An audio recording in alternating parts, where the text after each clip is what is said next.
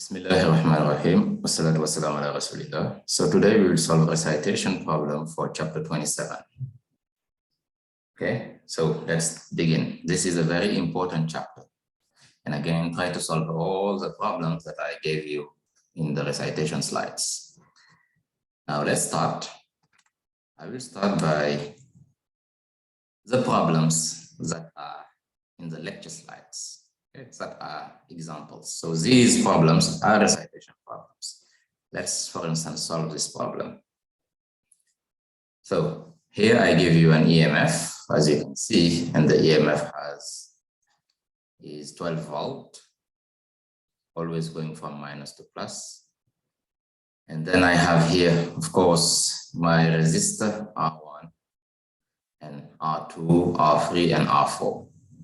As you can see, R1 and R2 are the same, 20 ohm. R3 is 30 ohm, and R4 is 8 ohm. The question I'm asking here is to find the current which is going through the battery. Okay, what is I? This I here is what? Later, I will ask you what is the current going through resistor 2. I will call it I2. And then I will ask you what the current going through the resistor 3, I3. Okay, let's start. So again, all what you need to do, if you have a circuit, is to draw it first. So let's draw. I have my EMF here, minus plus. Of course, the EMF is going in this direction. So this is my R1. This is R2. And here I have R4. And here I have R3.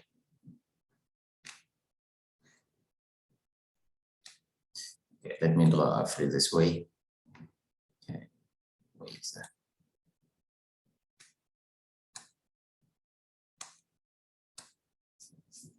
Go back here. Okay, let me draw R3 this way. R3 is in parallel with R2.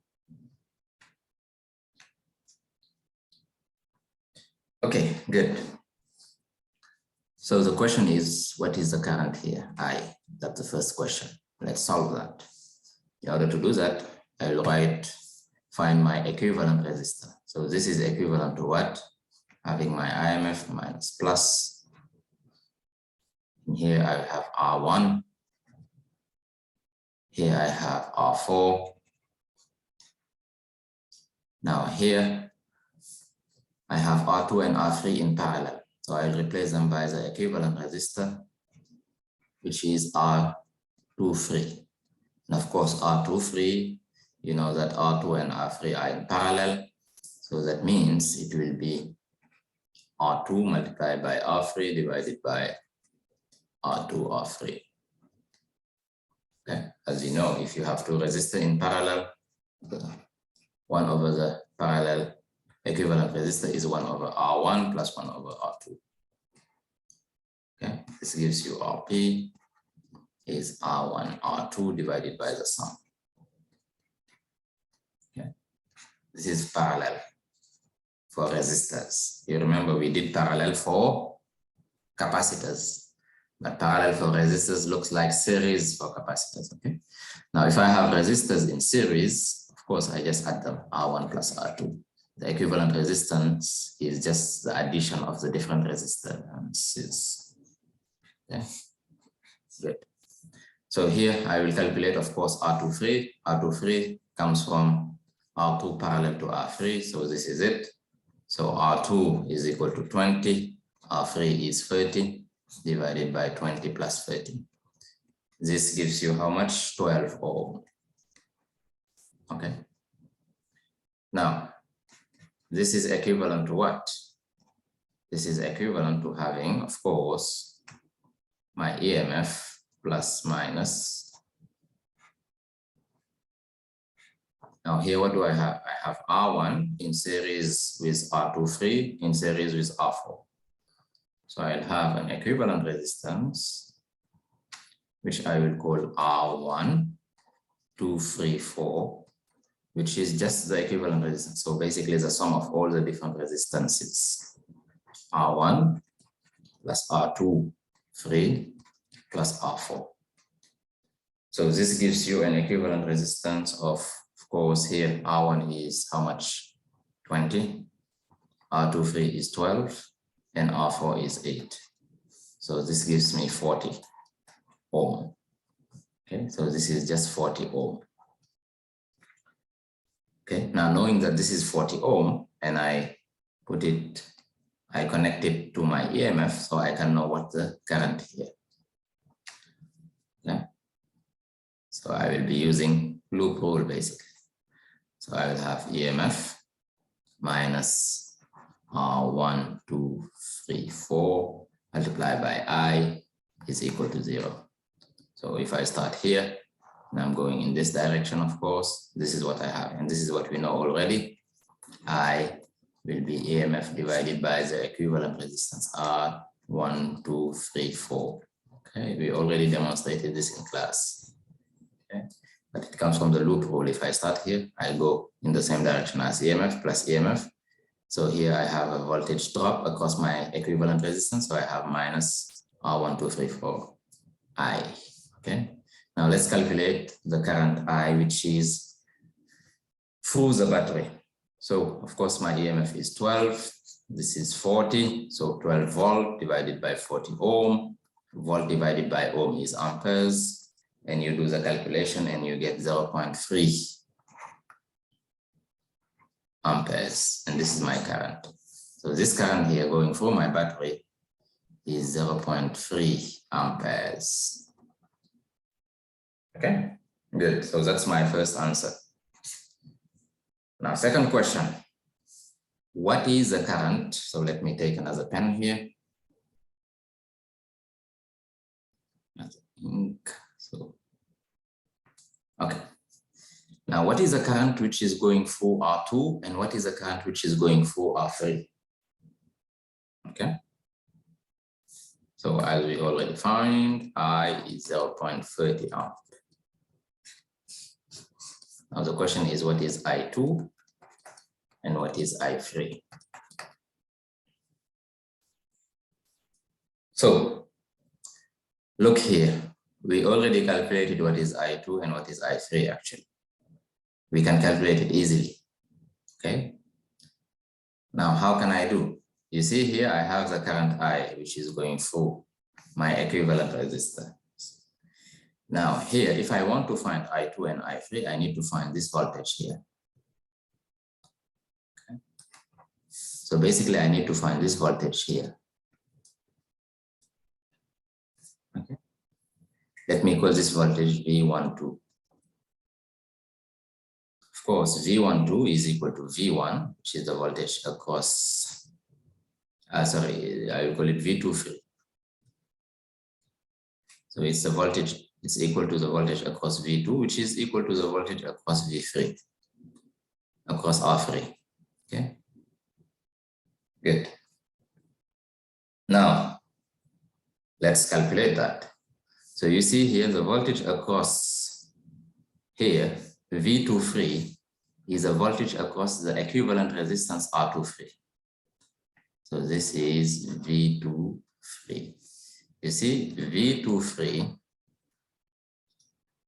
which is a voltage across this equivalent resistance, is equal to the voltage across R2, which is equal to the voltage across R3.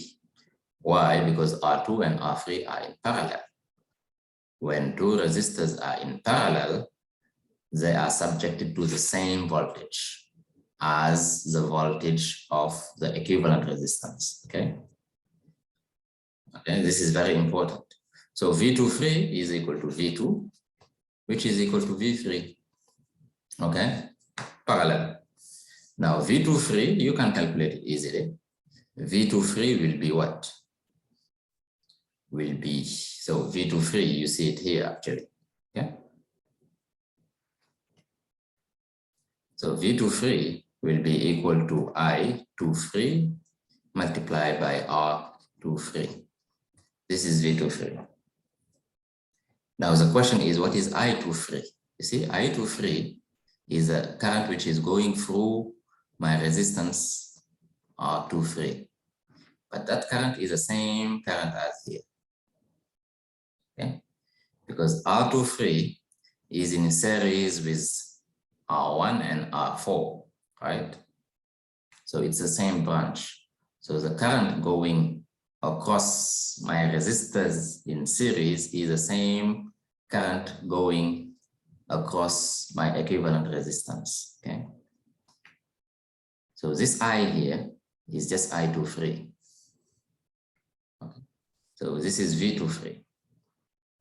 Is I23 multiplied by R23. So what is I23 is just I, because, you know, current going across R23 is the same current going across R1 is the same current going R4, which is the same current going across this equivalent resistance. So V23 is equal to I multiplied by R23. So I can calculate this.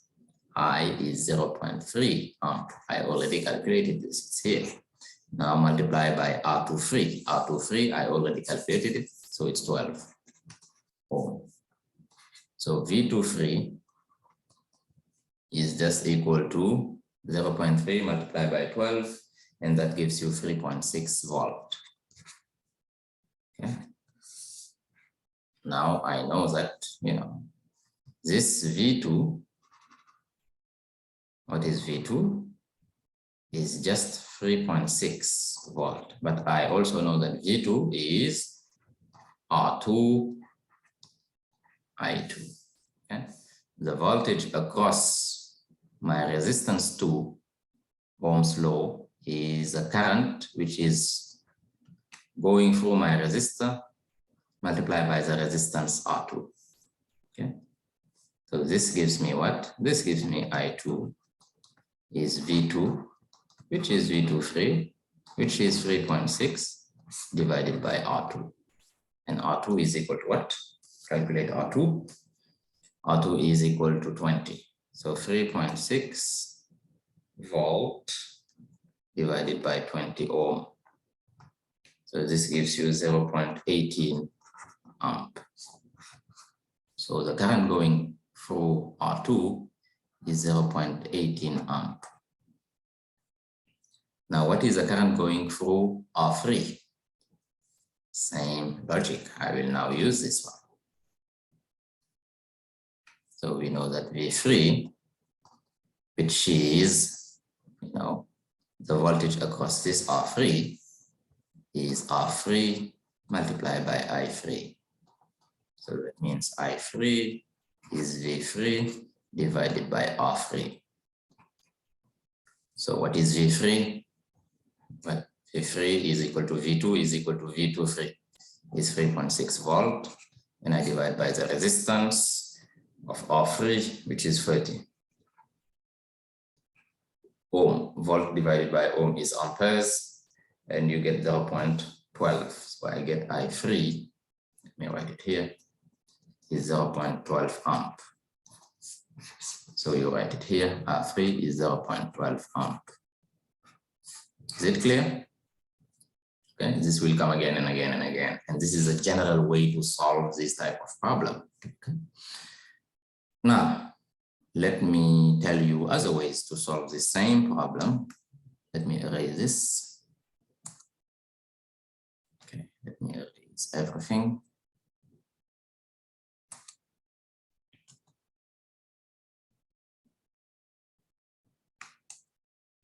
So we got I, which is a current going through my battery, 0.3 amp.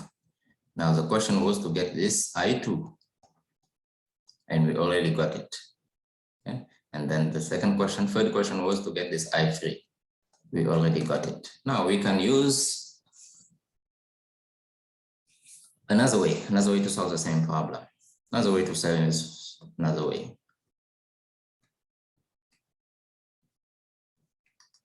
is basically to use a loop rule. I can use a loop rule here, for instance. Okay. So I will have I, which is going through here. Here I have I2. Here I will have I again. Why? Because this is a branch. Okay. This is the same single branch. And across a branch, I have the same current. This is why here I have 3 branches. I have the first branch, as you can see, and here along the first branch, I have I. Along the second branch, I have I2. And along the third branch here, I have what? I3. Now, the other way is to use a loop rule in this loop here. So here I will have plus EMF minus R1I. Now here I will have, of course, minus R2I2. And here I will have also minus IR4.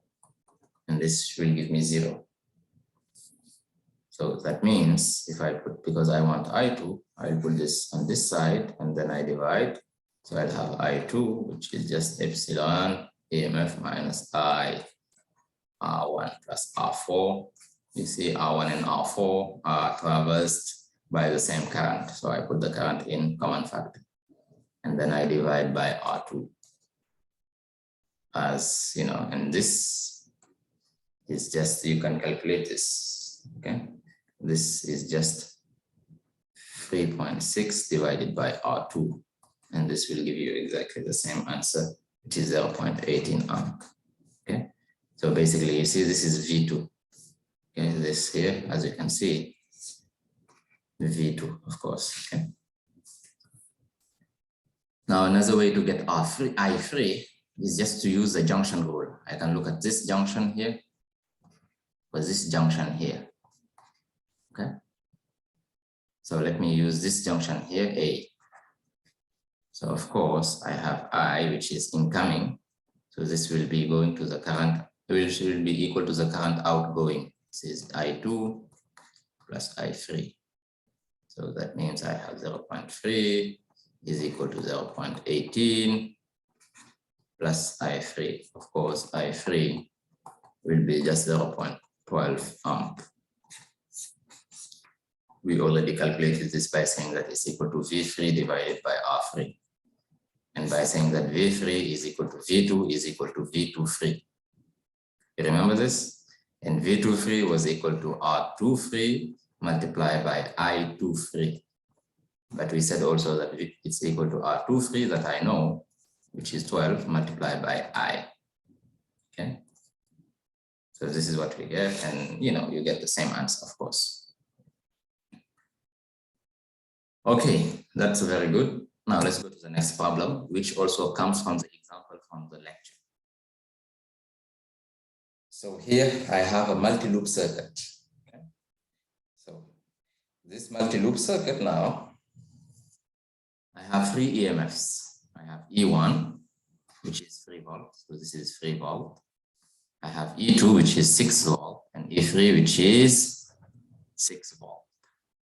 You see, E2 and E3 are dominating actually E1.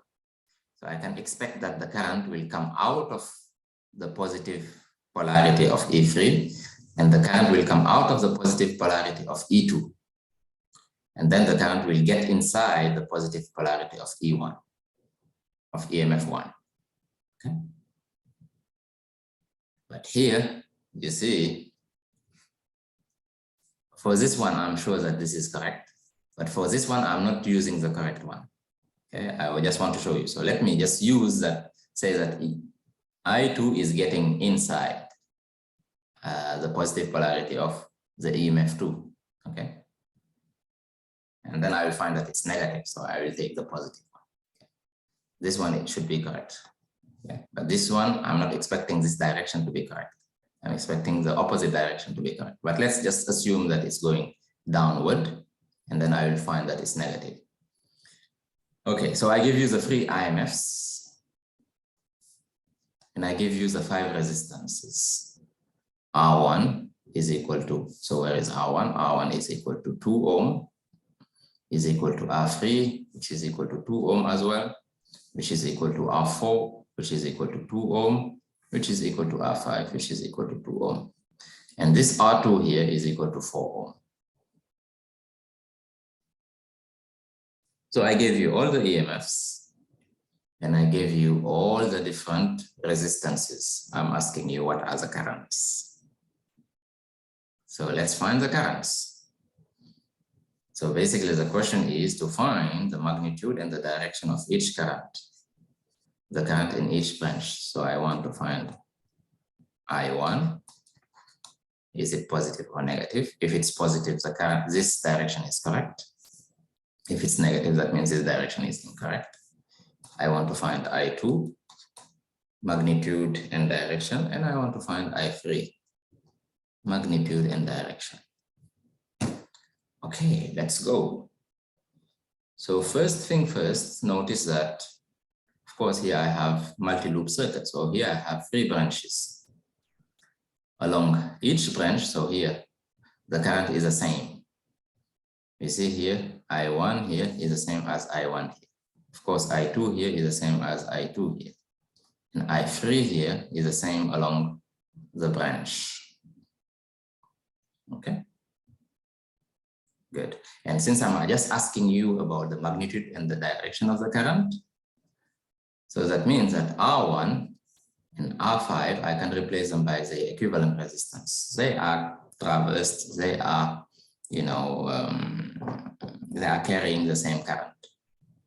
So this here will be equivalent to what? Let me write the equivalent circuit. So I will have, of course, plus minus. So this is my EMF 1.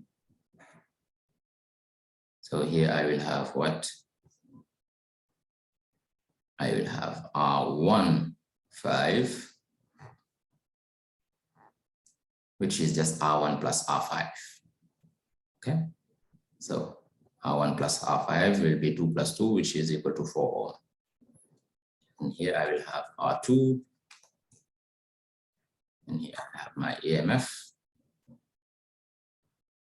E2, so plus minus. So this is my EMF E2, which is equal to 6 volt. And here I will have R3, 4, which is the sum of R3 and R4, which is 4 ohm. And here I'll have my EMF plus minus. So this is my EMF 3. Okay, this is my equivalent resistance. Now, what do I want? Simple. Let me take another color. I want this I1. I want this I2. And I want this I3.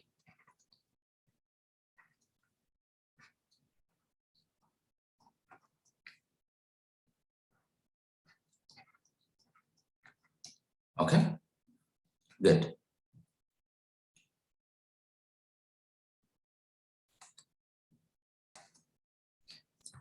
Okay, so now everything is set.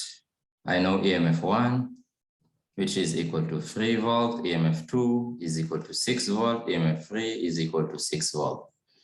So along branch 1, I have 4 ohm, which is the addition of R5 and R1, sorry. And along branch 2, I have R2, which is 4 ohm. And along branch 3, I have R34, which is 4 ohm. Now let me go and say, so I want these 3 unknowns, I1, I2, and I3. What do? I use 3 equations. The first equation will be a junction rule here. So let me use this point A, junction A here. So according to my choices, as I told you, at junction A, I have junction rule, okay, at A. So incoming current is equal to outgoing current. Or algebraic sum of all the current at a junction should be 0. Incoming is positive, outgoing is negative. So incoming current, what is the incoming current here? So here I have I3. So this is incoming. what is outgoing, I2 and I1. So incoming I3 is equal to I1 plus I2. So this is my first equation, junction rule. And at junction B, I will have the same equation, by the way. As I told you, because of my value of EMF 1, 2, and 3, I'm expecting I3 to be correct in direction. I'm expecting I1 to be correct in direction. But I2, I'm expecting it to be negative using this downward notation here. Normally it should go upward, but we will see it. It doesn't matter, okay? We will see if it's going upward, we'll find that the I2 along downward will be negative. So that means it's going upward. Anyway, so this is my first equation. I have 3 unknown. Now, second equation, I can use loop 1. And I use the loop rule, Kirchhoff law, Kirchhoff voltage law. By the way, the Kirchhoff law, KVL, is the loop rule, Kirchhoff voltage law, okay? This is the same as loop rule, okay? KCL is Kirchhoff current law. This is a junction rule. And we already discussed this in class. So in literature, you can find KVL and KCL. They are just Kirchhoff law, the loop rule and the junction rule. Okay, now let me use now KVL, the loop rule for loop number 1. So let me choose that I'm rotating in this direction. As you can see, let me rotate in this direction. Okay, so let me start by, so loop number 1. This is loop number 1. Okay. So let me start by the EMF 2. So what I will have plus E2 because I'm going in the same direction. Now you see here the current is moving from up to down. So what do you think? Is it plus or minus? Of course it will be plus. Okay. Plus I2 multiplied by R2. Now, if I go in this direction, you see now, I'm going in the same direction as the current. So it will be a voltage drop. So I'll have minus I1 R15. And here I'm going in the opposite direction as EMF2, so minus EMF2. And this should be equal to 0. Okay, and I'm ending up here. So you see, I started here, so the voltage is the same. Here I'm saying going in the same direction as the EMF, so plus EMF2, and then here I'm going in this opposite direction as I2, so I will have plus I2R, okay? And then here I will have minus I1 R15, and here I will have minus EMF1, not EMF2, so it's EMF1, okay? So be careful. Let me put the numbers. So EMF2 is 6, R2 is 4, I1 I don't know, but R15 is 4 as well. What is EMF1? Is 3.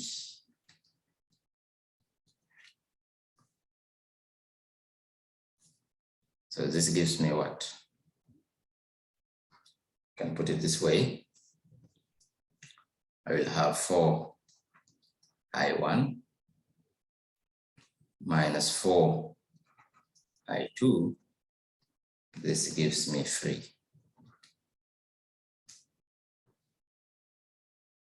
So that means I1 minus I2 is 3 divided by 4. So I have my second equation. Okay, now let me get the third equation. So this is equation loop rule number 1. So this gives me a second equation. Now, third equation, I will be using this loop, for instance.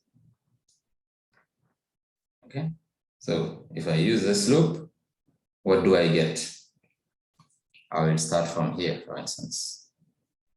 Okay, so I will have plus EMF3. So here the current is going in this direction, same direction as my loop. So I will have what? Minus.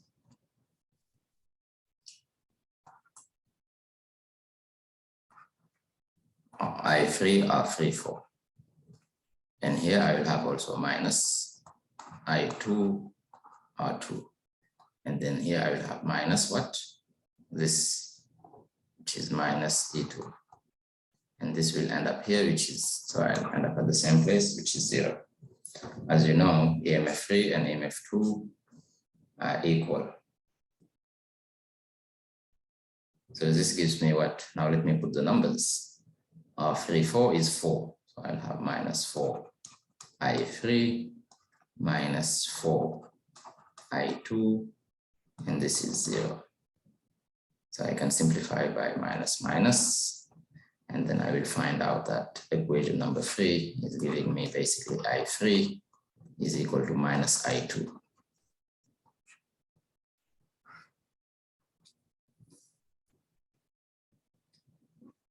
Okay, good. So I have my first equation, my second equation, and my third equation. You combine them, then you will get the solution.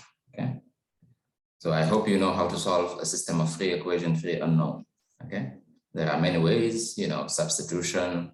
You can use Cramer's rule. You can use linear algebra. Okay. So let me erase this very quickly.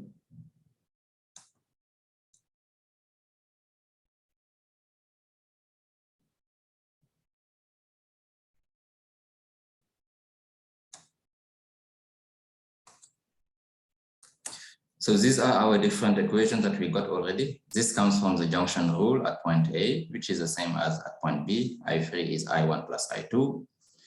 This comes from our loop rule, Kirchhoff voltage law at loop number 1, and it gives us this second equation. And this comes from our loop rule in loop number 2. Okay. Now let's go and solve this problem. As I said, you can solve this system of 3 equations, 3 unknown, different ways. You use what is suitable for you. You study that in math, in prep year, in other different courses. So you use what is suitable for you. You can use the Cramer method, you can use the linear algebra method, you know, which is just finding an inverse of a matrix. You can use Gauss method, you can use substitution, anything. Just get me the right answers. Okay, let's do it very quickly here. So here, for instance, I can write that I1, I use equation number 2, and I just say I1 is 3/4 plus I2. Okay.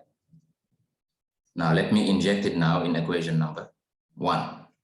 So this is just equation number 2. Now I'll inject it in equation number 1. I will have I3, but wait, I know that I3 is just minus I2 is equal to I1. Instead of saying I1, I just said 3/4 plus I2, then plus I2. Okay.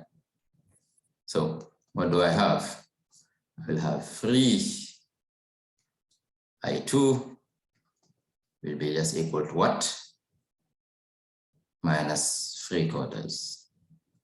So that means I2 is just minus 1/4, which is 0.25 amp. So I get my I2. Now, once I get my I2, let me get I1 here. So I will have I1, which is 0.75 minus 0.25. So I get I1 is just equal to 0.5 amp. So this is I1. So knowing now I1, knowing I2, I can get I3 easily. I3 is just plus 0.25 amp. That's it.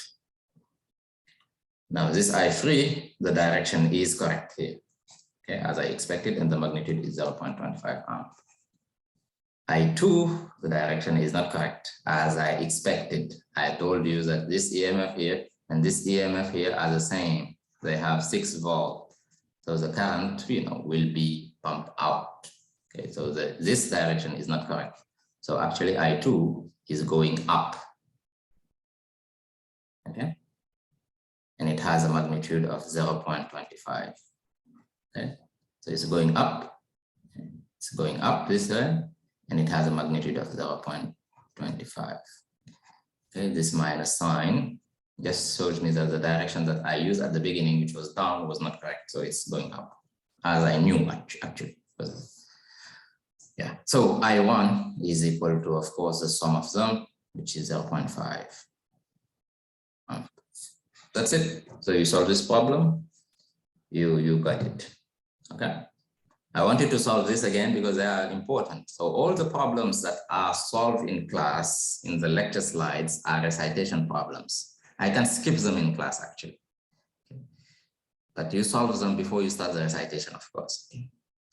Now let's go to the recitation problems. So let's read the problem carefully. So in the circuit shown below, I give you the resistances. R1 is equal to 15 ohm, R2 20 ohm, R3 60 ohm. So let me just use my pen here.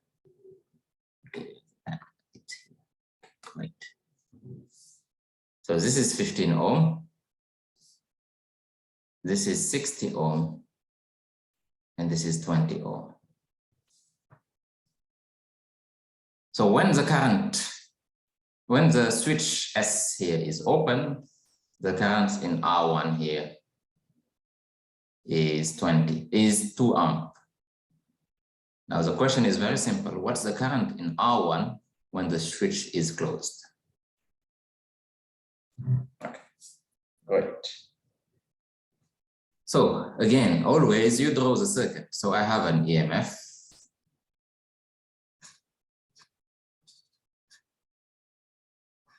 So this is my R1, 15 ohm. And here I have this. This is R2, 20 ohm. And this is R3. And here I have a switch. And then I go back to the EMF. Okay, great. So plus here, minus here. So when the switch is open, meaning here is open. So basically, no current is passing through here. Okay, so basically, if the switch is open, you can forget about this part. So if the switch is open, this is just like a broken wire. Nothing happens here. It's just a broken wire. No current is passing through that. So if the switch is open, okay, the current is passing through here. So I have this I, and the same I is passing through here. So when the switch is open, this is the equivalent resistor, is the equivalent circuit. Plus minus, of course. And here I have R1. And here I have R2. And then I close my loop. And this is my EMF.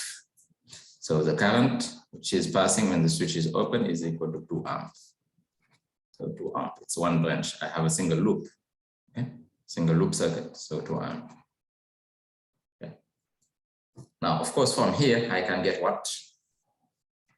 I can get the EMF, okay?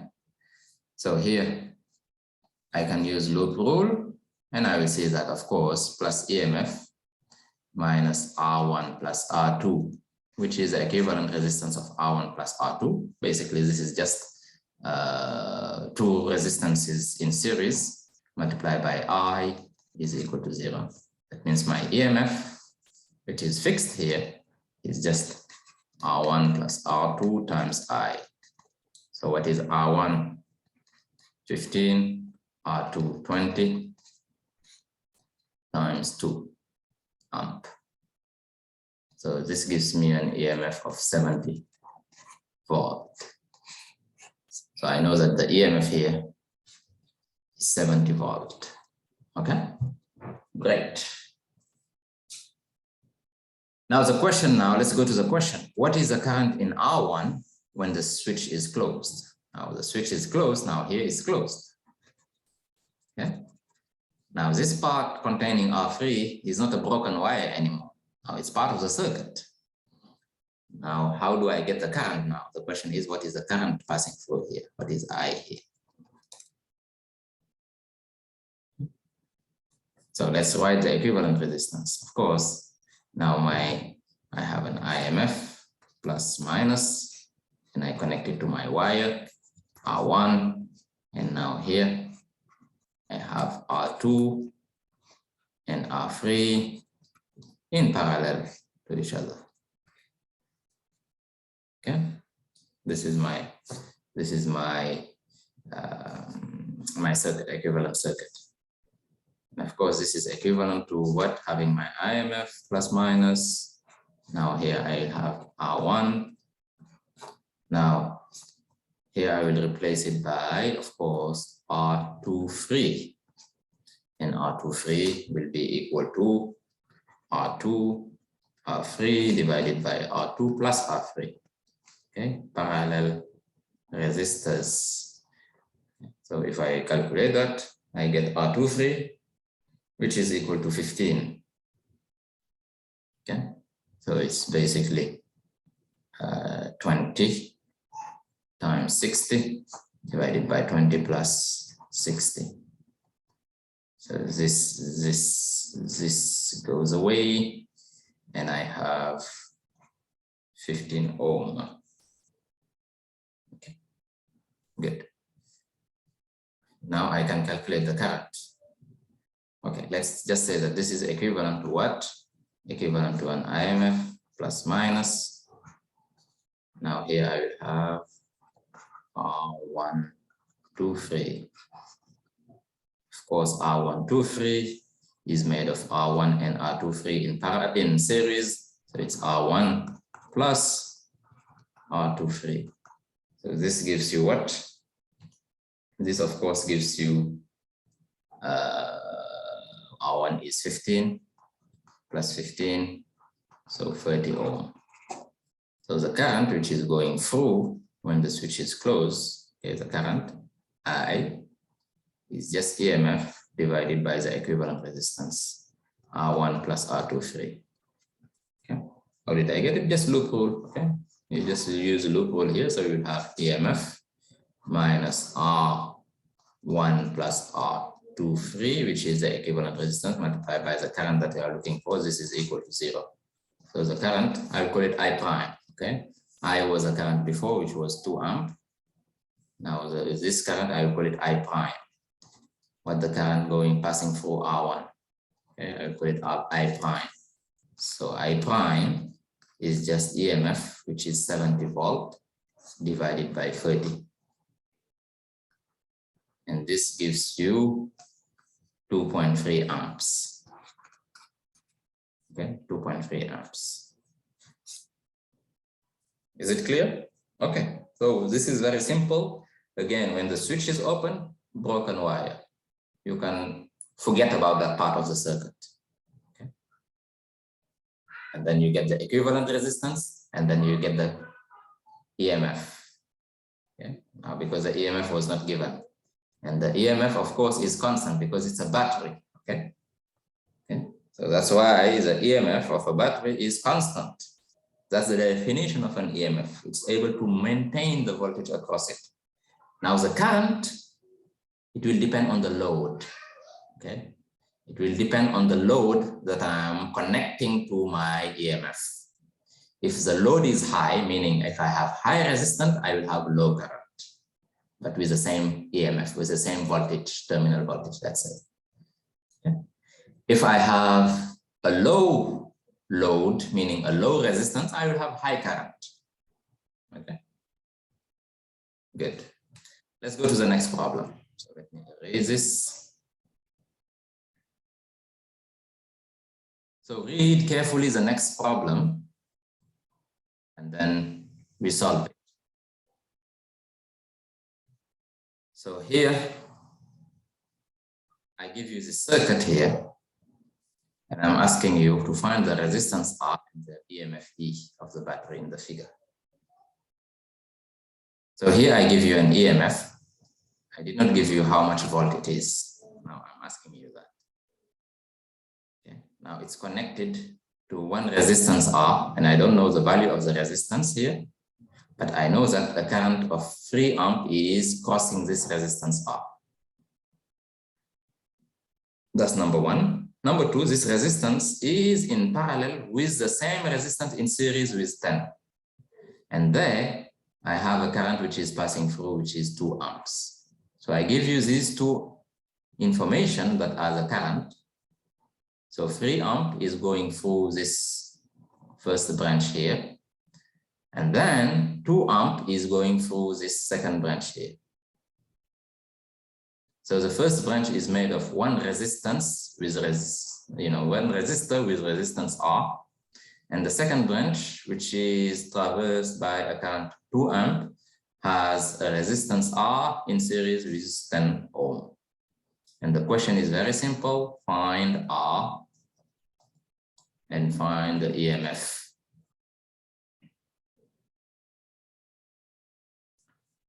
Again, draw. Even if it's drawn, you draw again the circuit. So I have plus minus. So this is my EMF connected to my resistor R. And I know the current here. Let me call it I1. Let me call it, it's 3 amp. Now here in branch number 2, I have the same R in series with 10 ohm. And the current which is passing through here, I call it I2, is equal to 2 amp.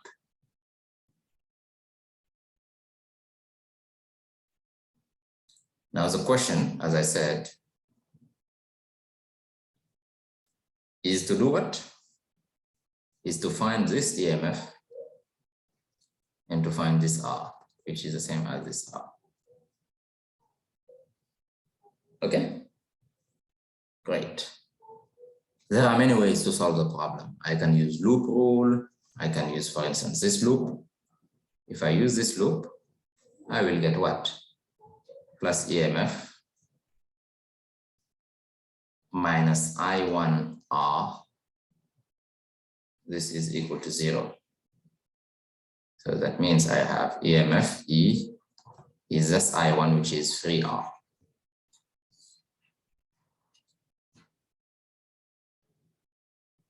Okay, so that's the first one. But also I can use the big loop if I want.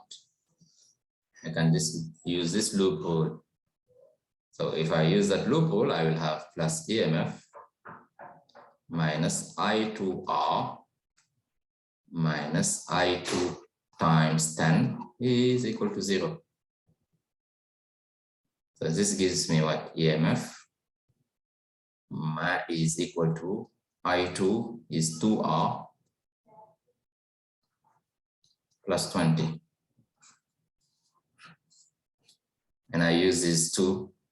So if I just subtract them, the EMF will go away, and I'll just get R is equal to 20 ohm. And then EMF is equal to 3 times 20. 3 amperes multiplied by 20 ohm. This gives you 60 volt. And this is my answer here. Okay, using the loop rule, I just get what I want. Okay, good. Now, if I tell you what's the current going through the battery, of course, I will use the junction rule here. So the current going through the battery here will be just 3 amp plus 2 amp. So the current which is getting out is just 5 amp. So the current here is 5 amp. And here, part of it is going through here and part of it is going through here. And you notice that, of course, if I have higher resistance, so this resistance here, R plus 10 is larger than this resistance in the branch R. So that means the current is smaller, of course, okay? Because the more current will go through the lower resistance branch. Okay. Good, if I apply the same voltage. And the EMF here is equal to 60 volts, sorry, as you said. Okay, so that's one way, okay? But we have even simpler without using the loop rule and the junction rule. So what's simpler is just to say that you see here my EMF.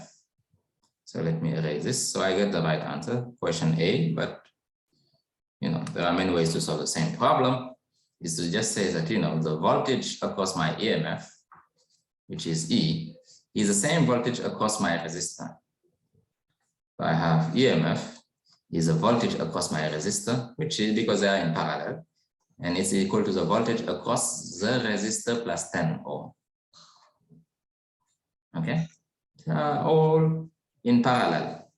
So the EMF is equal to the voltage across my resistor here, which is equal to the voltage across here, because they are all in parallel. Now that means EMF, what the voltage across resistor is RI, Ohm's law. Okay, so it will be R, that I don't know, times I, which is 3. And here I will have what? Also, I can use Ohm's law. So it will be R plus 10 multiplied by I. So of course, this is R, I1 being 3. This is I2 being 2 amp. I1 is 3 amp. Okay, so it will be R plus 10 multiplied by I2, which is 2. Okay. Now, if I use these two equations, I will get that R is equal to 20 ohm. Okay, now once I get 20 ohm, I can use this too, and I get that my EMF is 60 volt, which was the same as we got before. Okay, so you use what you want, just you get me the right answer, and you know what you are doing. Okay, is it clear? Great. And this is a typical exam question. Okay, typical. All these problems are typical exam questions. Now let's look at this problem now. You read it very carefully, and then we solve it. So read this very carefully. So in figure 7, the ideal batteries have EMF of 150 volt. So this is 150 volt, and EMF2 is equal to 50 volt. Okay, this is 50 volt, and this is 150 volt. Okay. And again, the EMF is always going from negative to positive, okay, because it has to beat the electric field inside the battery. Okay, it's an internal, let's say, mechanism that's coming from oxidoreduction reactions. Okay, in a regular battery, let's say. It has to basically provide the constant voltage across it. And here, these two EMFs that are connected in this way, okay, and the resistance R1 is equal to 3 ohm, and R2 is equal to 2 ohms. Now, I give you the potential V at P, so point P is here, and the potential VP here is 100 volt. Now I'm asking you, what is the potential at VQ? Okay. First thing first, I need to get the current. It's a single loop circuit. Okay, so I need to get the current. Okay. So how do I get the current? I can use loop rule. Okay. If you know this, it will come very quickly, because you know that the current I will be EMF, the larger EMF, which is dominating the motion. Okay, so here be careful. Okay, the current, let me just remove this erase.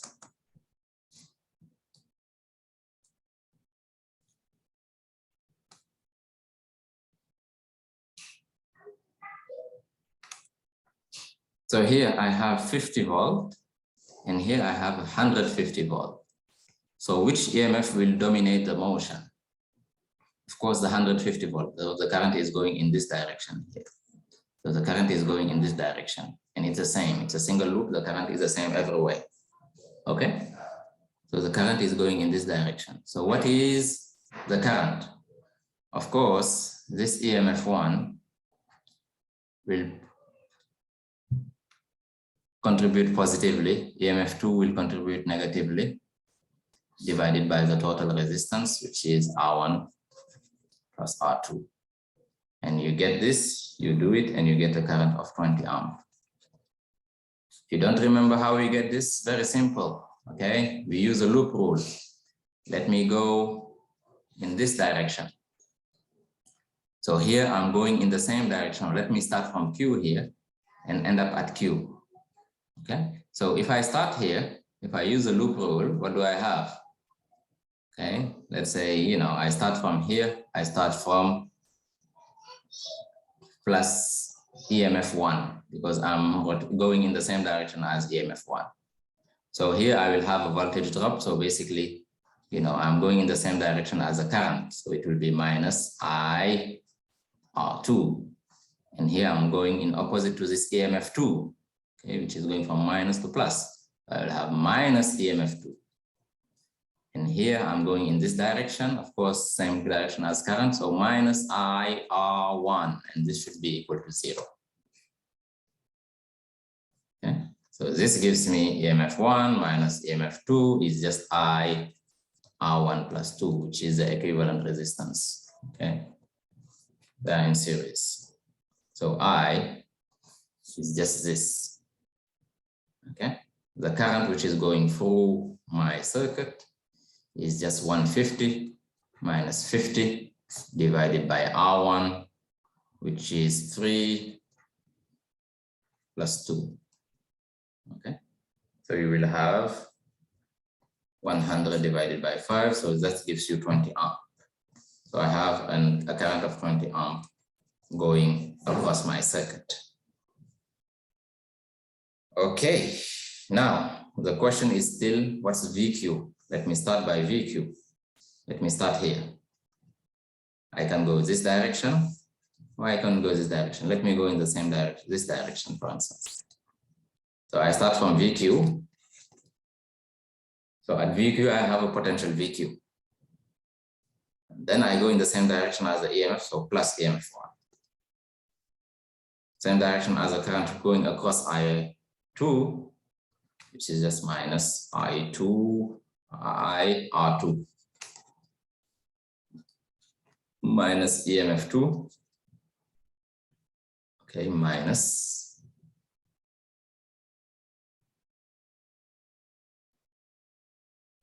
okay, let me do it this way, it's much better. So let me remove this arrays.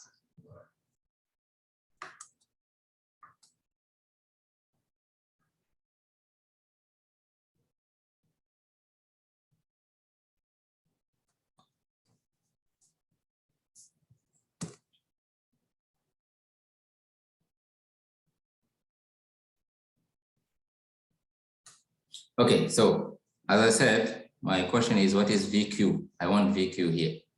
I'm going from Q to P. So I start by VQ. I go across IMF1 in the same direction, so it will be VQ plus IMF1. I go across the resistance R2 in the same direction as the current, so it's a voltage drop minus I R2, and then I end up at VP. So this is equal to VP. So that means that my VQ will be VP, which is 100, minus IMF1, which is 150, plus I, which is 20, times R2. R2 is equal to what? Where is R2? Is equal to 2. Okay. So this gives me 100 minus 150 minus 50. Plus 40. This gives me minus 10. Okay. So of course, my VQ is 10, minus 10. If VP is 100, my VQ is minus 10. Okay. Is it clear? Now I could have gone in the opposite direction. I will get the same answer. So I'll have VQ. Now here I'm going opposite to the current. So I will have plus I R1. Now I'm going in the same direction as the EMF, so plus EMF 2. And this should be equal to Vp. So that means my VQ will be Vp, which is 100, minus EMF2. What is EMF2? 50. Now minus I, which is 20, R1, which is 30. So I have what? 50, which is 3, not 30, sorry, 3 ohm. So I'll have 50 minus 60, of course, which gives me minus 10 volt. Of course, as we said in class, you know, the potential does not depend on the path. The potential difference between Vp and Vq does not depend on the path. I can go clockwise or I can go counterclockwise in my loop. I will get the same potential difference. Okay, good. Now let's go to the next problem, which is also extremely important. So far I'm solving the same type of problem. Okay, I have a single loop, multi-loop, and I'm showing you the different ways. I will come to RC circuit later. So let's look at this problem here. This is a very important problem. So I give you an IMF here, which is equal to 12 volt, as you can see.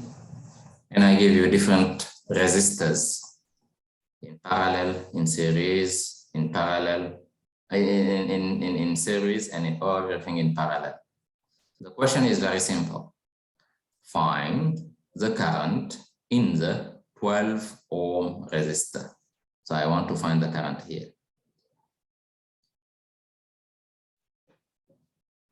I12 should be what?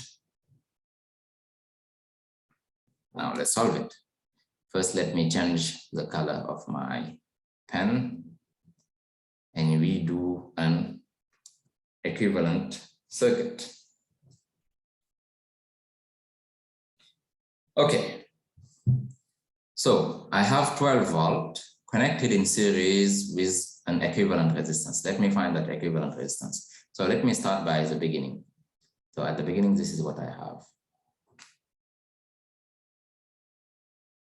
So here I have 6 ohm. Here I have 12 ohm. And they are in series with 4 ohm. And here it goes down. And here I have 3 ohm in series with 5 ohm. So this is my, I want to find the equivalent resistance of this gentleman here. Okay, good. So let's do it. So this will be equivalent to what? So I start by here, these two gentlemen.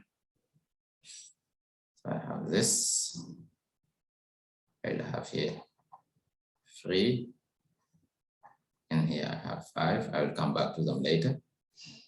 Now here I will solve this by the equivalent resistance of these two gentlemen. So what they are in parallel, what's the equivalent resistance? The equivalent resistance will be 6 times 12 divided by 6 plus 12. Okay. So if you do that, you get 4 ohm. So here I have 4 ohm. Now 4 ohm is in series with 4 ohm.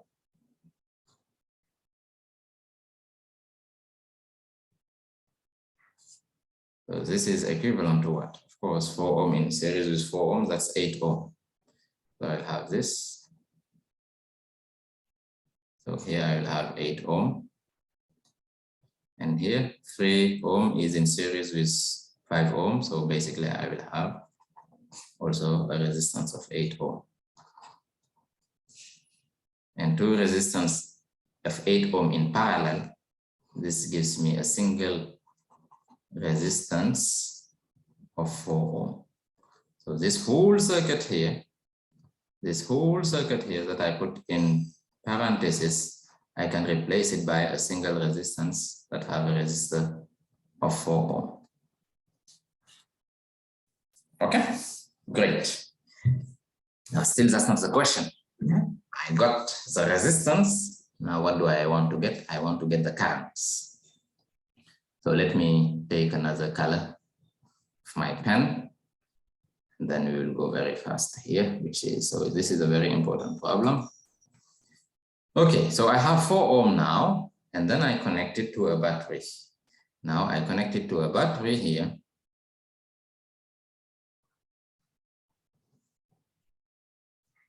And the battery has 12 volt. So what's the current passing through it? What is this current here? So if I apply 12 volt to this gentleman, you know that 12 volt will be 4 ohm multiplied by the current. So the current will be 3 amps, sorry. So the current going through here is 3 amps. Okay. Good. So that's the first thing to know. Now I know that 3 amps is going through here, and I have 12 volt across it. So that means here I have 12 volt. Do you agree with me? Of course. Because this 4 ohm comes as an equivalent resistance of 2 resistors in parallel. So they are also subjected to 12 volt, which is the voltage of my battery. So this is 12 volt here. Okay. So this is 12 volt. That means what's the current here, by the way? So current will be 12 volt divided by 8 ohm. So this gives you 1.5.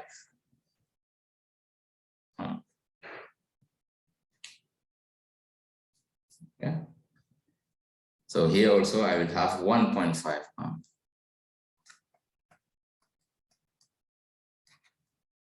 So that means here, so here I had 3 ohm. So here I will have 1.5 amp. And here, of course, I will have 1.5 amp. Do you agree with me? Okay, good. So, of course, that means here I will have 1.5 amp, as I said before. And here I have 1.5 amp. And if I add them because of junction rule, of course, here, as I said, is 3.5 plus 3.5. This is 3 amp. Okay. Now, 1.5 amp is going through here. Again, this is 12 volt, right? Great. Now, 1.5 amp is going through here. Okay. Now, the question is, I want to get, of course, this current here. This is what I want to get. Okay. So here, as I said, this is 12 volt. Let me write it down, 12 volt. And of course, this is 12 volt. Okay. Now, how do I get the current here? Because I want the current which is passing through I12. So here I know that the current which is passing here is 1.5 amp.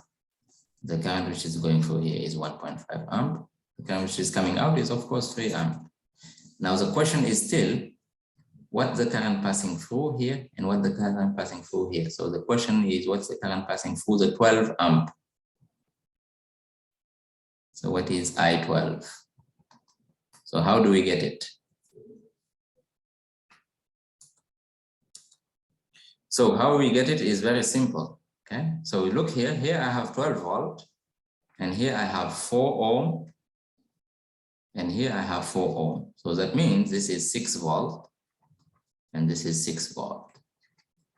Okay, because I have 4 ohm in series with 4 ohm, and everything subjected to 12 volt. So I have 6 volt plus 6 volt.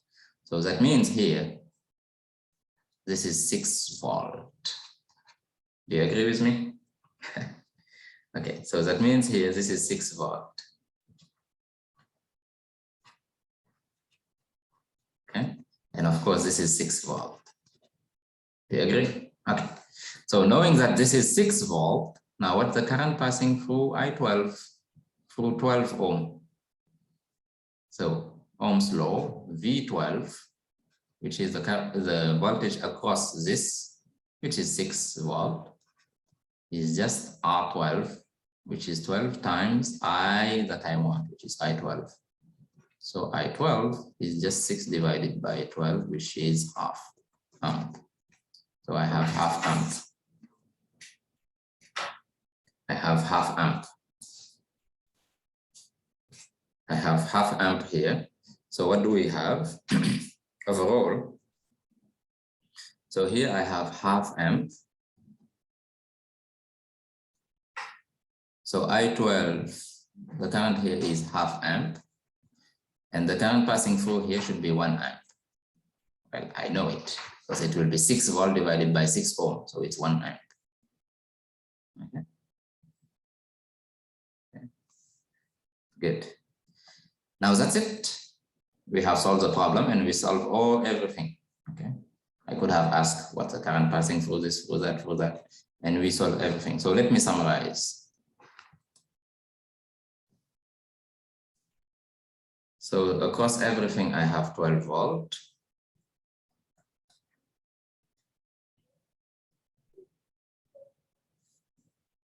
And I know the equivalent resistance, so I know the current. The current is 3 amp. So the current passing through here is 3 amp. So here we said it's 1.5 amp. So here we said 1.5 amp. It makes sense because the sum of them will give you, and they're equivalent. Okay. And here we said we have half amp, and here we have 1 amp. Okay, so of course here you have 1.5. They combine again. So here they combine again. I give you everything. Now about voltage. Here we have 12 volt. So here we have 6 volt, and here we have 6 volt. And this is from the fact that, you know, they are equivalent. This is 4 volt, 6 volt, 6 ohm, sorry, 4 ohm, 6 ohm and 12 ohm will give you also 4 ohm. That's it. So that's what we use here, and we get the answer.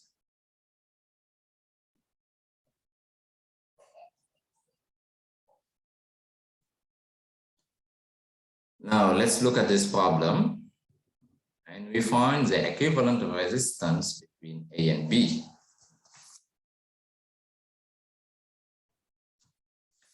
So we have this circuit and we find the equivalent resistance. Well, this is equivalent to what? Let's write it down. So here I start by A, and here I have B. Now look here, I have 1 ohm in series with 1 ohm in series with 2 ohm. So I have overall how many ohm? Of course, 4 ohms. And that's in parallel with 4 ohms. And then here I have 1 ohm. And here I have 1 ohm. And everything is in parallel with 4 ohm. And then I get out of my AB. This is what we call an electric dipole. Okay, it has 2 poles. So I want to replace everything here by one single resistance that will do the same job, that will be subjected to the same voltage and the same current going out, in and out. So I have replaced these 3 by one single equivalent resistance of 4 ohm. Now I have here 4 ohm in parallel with 4 ohm. Well, you know, in parallel. So it will be product divided by sum. So they are equal, it will be half. So this, the next step is this. This is equivalent to 2 ohm, okay? Because I have 4 parallel with 4. So the result equivalent will give you half. So you have half in series with 1, in series with another 1 ohm. Now, of course, in parallel with 4 ohm, and then I have my A and B coming out. Now I do the same thing. So I combine these 3. If I combine these 3, I will have 4 ohm. And then I will have 4 ohm in parallel with 4 ohm. So I skipped a step here. So I will have this is 4 ohm in parallel with 4 ohm. So 4 ohm in parallel with 4 ohm will give me an equivalent resistance of 2 ohm between A and B. Okay, and this should go very quickly, very surely, and you get me the right answer. Okay, now if I apply here a voltage using a battery, for instance, okay, what will be the current? Okay, you can get it. You will just say that the current will be the EMF divided by the equivalent resistance. Okay, as I told you, if I put a load connected to a battery, the battery will deliver the same voltage, but the current delivered will depend on the resistance of the load. Okay, is it clear? For instance, if you go to your home battery, let's say the one for your Wii remote, you have plus here, you have minus here. The voltage is, let's say, 1.2 volt. This is the EMF, ideal conditions, okay? Now, depending on the circuit, the load, the resistance I'm putting here, the current will be different, okay? But this voltage is roughly constant. It's more complex than that, but in just, you know, for physics 102 purposes. By the way, there is something else that I didn't talk about in class, which is the capacity of a battery. Okay? What's the capacity of a battery? Okay? The capacity of the battery basically is just the total charge that the battery can deliver. If you go to your home battery, for instance, they will tell you, well, the battery has a capacity of 2,500 milliamp hour. So what is milliamp hour? You see, this is a current multiplied by a time. So current multiplied by a time is just charge. But this, we did not talk about it in class because you will study that, especially when you are EE student. Okay, you will study what's the capacity of a battery. Okay, and yeah. So it means that what? Your battery, for instance, my rechargeable battery that I have now, this is its capacity. So that means that if I deliver 2,500 milliamp for 1 hour, my battery will be completely dead. Okay? But 2,500, this is just 2.5 amp for 1 hour. But for my daily use, I will not use this. Okay, I will be using, of course, much less. Okay? For instance, if I deliver a current of 0.25 amp, it can work for 100 hours, for instance. Okay, it's the same capacity. I did not really discuss the capacity. We just discussed EMF for voltage perspective. But I did not discuss the capacity. You have what we call C rating, etc., for battery. Anyway, this is just for your own information. We just solved the problem. It's equal to 2 ohm, as you know. Now let's go to the next problem here, which is extremely important as well. I give you this figure below, and I ask you to find the resistance R. So draw the figure. Always draw the figure. So here I have a current here, which I call IA, and it's equal to 20 ohm. Okay, so here I have R1, and R1 is small, 0.025 ohm. And here it's in parallel with R, and I don't know the resistance R, and by the way, that's a question, which is in series with R2, which is 9.46.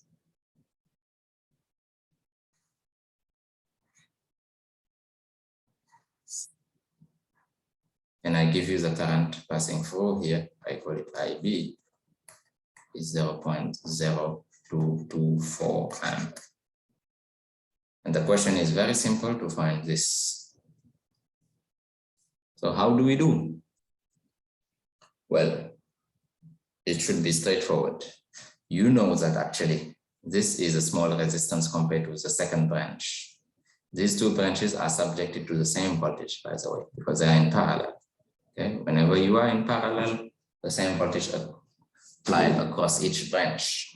I'm talking about the same voltage, you know, across the end of the branches, of course. Okay. Now, this voltage here is the same. So here, if I have low resistance, so I'm expecting high current here. So let me call it IC. It should be high current. So what is IC, by the way? I can use junction rule here at this junction. Let me call it junction A. At junction A, I will have IA, which is incoming.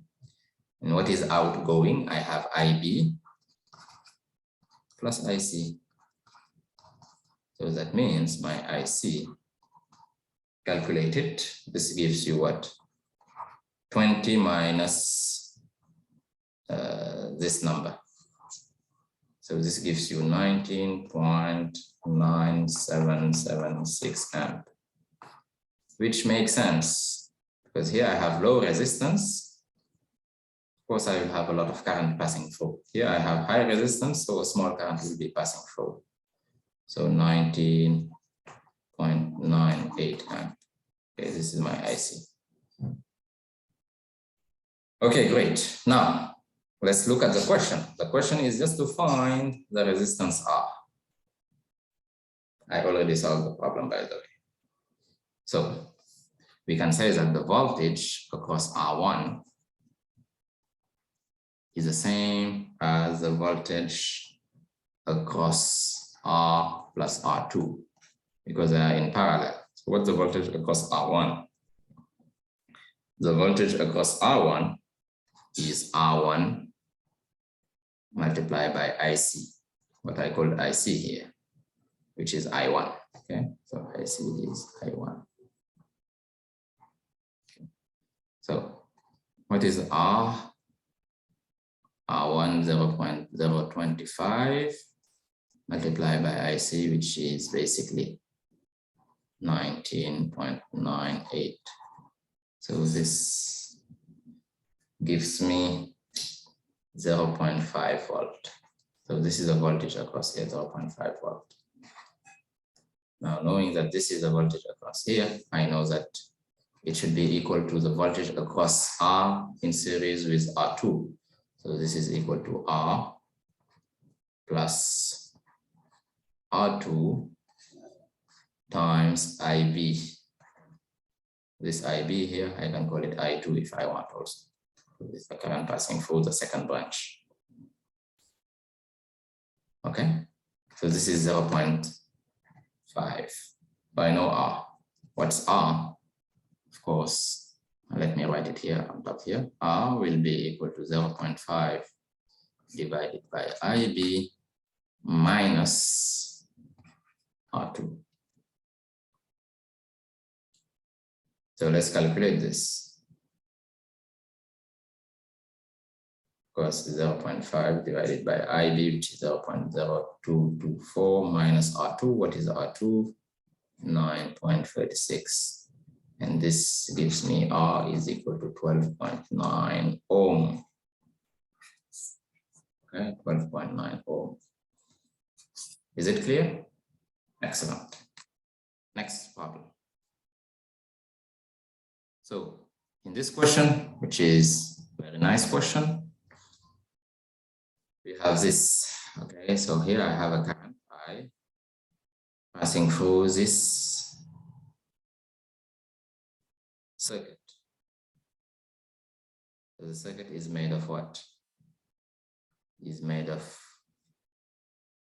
one resistance, 20 ohm, in series, in parallel with 5 ohm, in series with 10 ohm.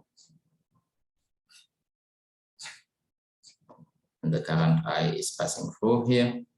Of course, the voltage across them is the same, but they are in parallel. The voltage across these two branches is the same, and of course, I is coming here. I did not directly give you I, by the way, but I give you something very important. I tell you that the 10 ohm resistor dissipates 40 watt of power. So this gentleman here, he dissipates a power of 40 watt. And the question is, in the same condition, what is the power dissipated by this gentleman? Okay, so how can I solve this problem? So you can solve it very simply by knowing what the power dissipated by a resistor. So you know that the power dissipated by a resistor is I, the current which is going through the resistor, multiplied by the V, which is the voltage across the resistor. But you know that this V is RI because of Ohm's law. So the power dissipated by a resistor is I square R, as we discussed already before. But it's also equal to V square over R. Okay? Because from here, I can just say that it's V multiplied by I, but I is V divided by R. So V square over R. So basically, you know this. So the power dissipated by the 10 ohm resistor is I10 square multiplied by R10. And this is equal to 40 watt. Okay. So that means I10 square, which is the current passing through my, so the current which is passing through here, I call I10, which is passing also through the 5, I10, is just 40 divided by 10. So that means I10 is just 2 amps.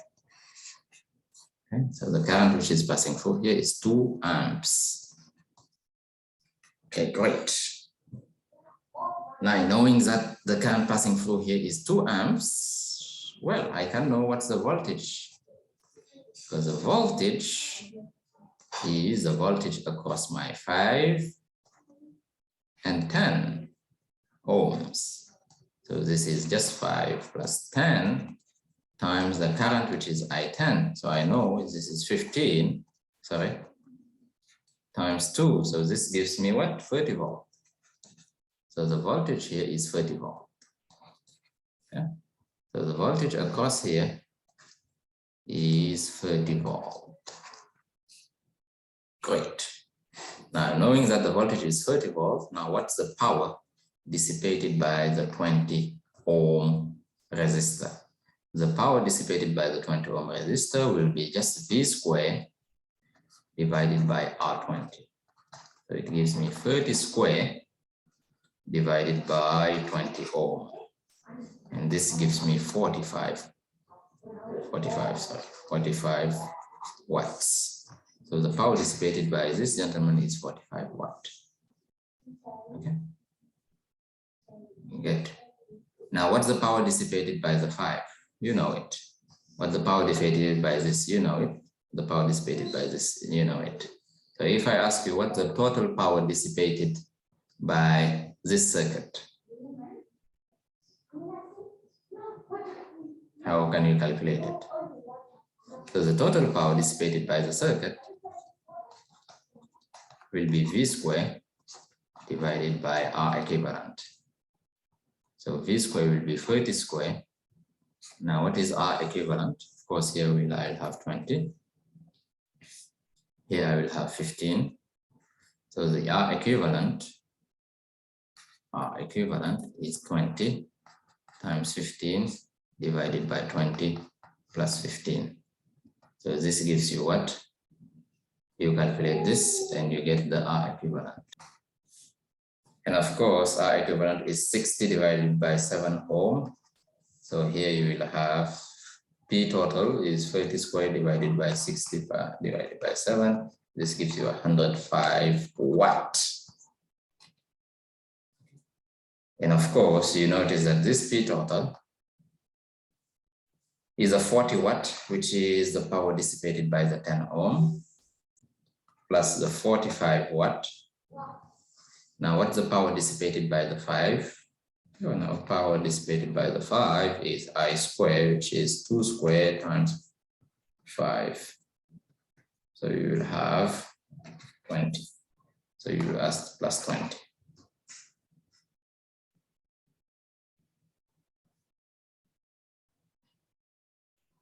Okay. So you'll have 40 plus, so this gives you 85 plus 20, this gives you 105 as expected. Okay. So bottom line, you know how to use these formulas and you know what is relevant, okay? And then you know your knowledge of circuit to get your unknowns, okay? There are many ways to ask the same question. So here, for instance, if I ask you what's the current here? Okay. So how to get the current? And after, of course, so how to get the current? What do you think? That can be a quiz or an exam question. Okay. Instead of asking the power, I ask you what's the current directly of this current I. Many ways to look at it, but one way is just to say that this power total is just I square multiplied by R equivalent. Okay.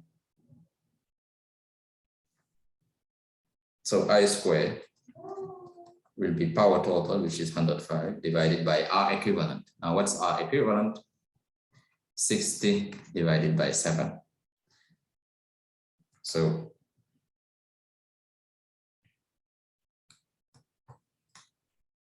how much do you get? So this gives you 49 divided by 4. That means I will be 7 divided by 2. So that means the current I is just 3.5 amp. So this current I is 3.5 amp, okay? You will have many ways to get it. So 3.5 amp, 2 is going here. Of course, how many will go here? 1.5 amp, okay? That's it. When you solve a problem, just don't stop and say, bye-bye, have a good day. You look at the different type of question we can ask from the same problem. And that's how we will ask the exam problem. We will take a random question, we modify it a little bit, and then we ask you different type of questions. Okay, now let's go now to the next big part, which are the RC circuit. Now I believe you know how to calculate the current, the power, the voltage around any circuit made of resistors. You can calculate what's the equivalent resistance.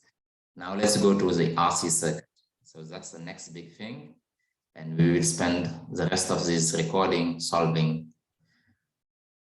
RC circuits, how to charge and how to discharge, what are the relevant equations, etc., etc. So let's start in a minute. So let's read this problem very carefully. We have an EMF source, a resistor with resistance 100 ohm, and an uncharged capacitor with capacitance of 5 microfarad. They are connected in series. Let me draw that. So this is my EMF, plus minus. Of course, this is the EMF here. Okay, I did not give you the value of the EMF, but you will see that we don't need it. Okay. You can calculate it if you want later. Okay, now I put it in series with a resistor. So this is 100 ohm. And then I put it in series with an uncharged capacitor with capacitance C, which is equal to 5 microfarad. And of course, just T equals 0, I put a switch here. So this is my switch S. Now at T equals 0, I just close this switch and my circuit is complete. And I start charging my capacitance. Okay, now when I charge my capacitance, we have derived an equation.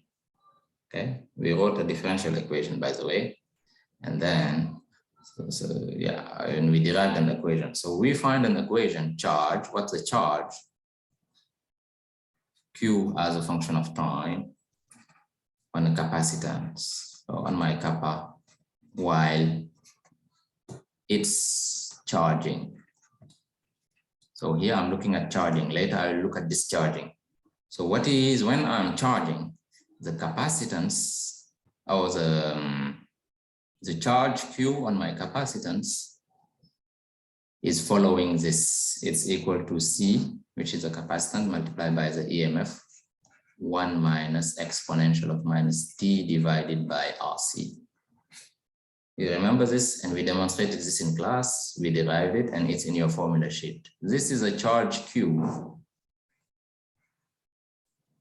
on my capacitance while it's charging. Of course, at T equals 0, Q is equal to, CE, and you'll have 1 minus 1. Of course, it's 0, as we said, because I said it. Okay, it's an uncharged capacitor. So at T equals 0, Q0 is 0. And at T equal infinity, so what is Q infinity? Of course, this exponential goes to 0, so I have CE. Okay, great. So this is my Q infinity, which is CE, which is Q max, which is this coefficient here. Okay, this is just to remind you what we did in class. Okay. Now, the question is, how much time is needed for the charge on the capacitor to reach half of its maximum value? So T 1/2 is equal to what? What is T 1/2? T 1/2 is the time at which QT 1/2 is just Q max, which is CE divided by 2. Well, this is simple. So QT 1/2 is just Q max divided by 2. So I have CE divided by 2 is equal to C times EMF, 1 minus exponential of minus T divided by RC. So I want to find this T, which is, let me call it T 1/2. T 1/2. Okay. Of course, I will simplify by Q max, which is CE. So I will be using this equation, and I find the time. I solve all the time. So I'll have 1/2. I divide it by Q max. Okay, I simplify by Q max. 1/2 is equal to 1 minus exponential of minus T 1/2 divided by RC. Okay, so this gives me what? This gives me minus 1/2 is equal to exponential of minus T divided by RC. That T is a T 1/2. It's a special time, okay, that I call T 1/2. Okay, now minus minus goes away, and I take a ln. Of course, if I take a ln, I will have minus ln of 2 is equal to minus T divided by RC. Minus minus goes away, and I find my T, which is just RC multiplied by ln 2. And this is the time at which my capacity will reach the maximum value. Okay. So the time I'm looking for, which is T 1/2, which is T, is RC ln 2. R is equal to 100, C is 5, 10 to the power minus 6, and then I multiply by ln 2. So this gives me 3.5, 10 to the power minus 4 second, which is 0.35 millisecond. So this is my answer. Okay, good. Again, this RC here is what I call tau. Okay, so what is tau? This RC is the time constant. Okay, so RC is equal to my time constant is equal to tau. So let me write it here. Tau is RC. Of course, tau is giving me how quick do I charge my capacitor. Okay, so basically for a given circuit, a given R and a given C, I have a given tau. So a given tau, if its tau is high, that means I will take a long time to charge my capacitor, fully charge it. And if tau is small, I will take a smaller time to charge my capacitor.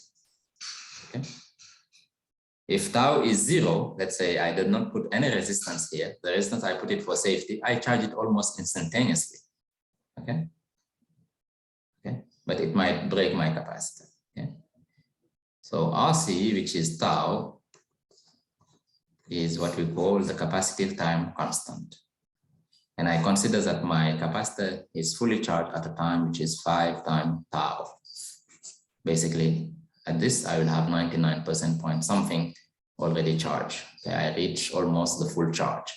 Remember, if we charge, this is Q as a function of time, this is time, and it's going like this. Okay, and then it's an asymptote. And this is the maximum value, which is C epsilon. C multiplied by the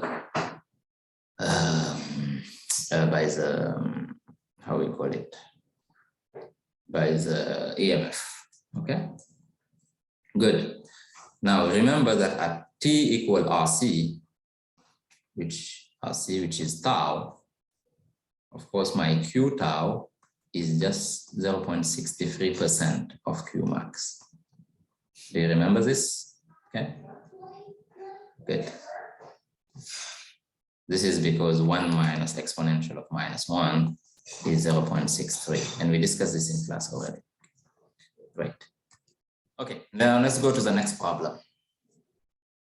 Now here I have discharging. So for charging, I told you charging,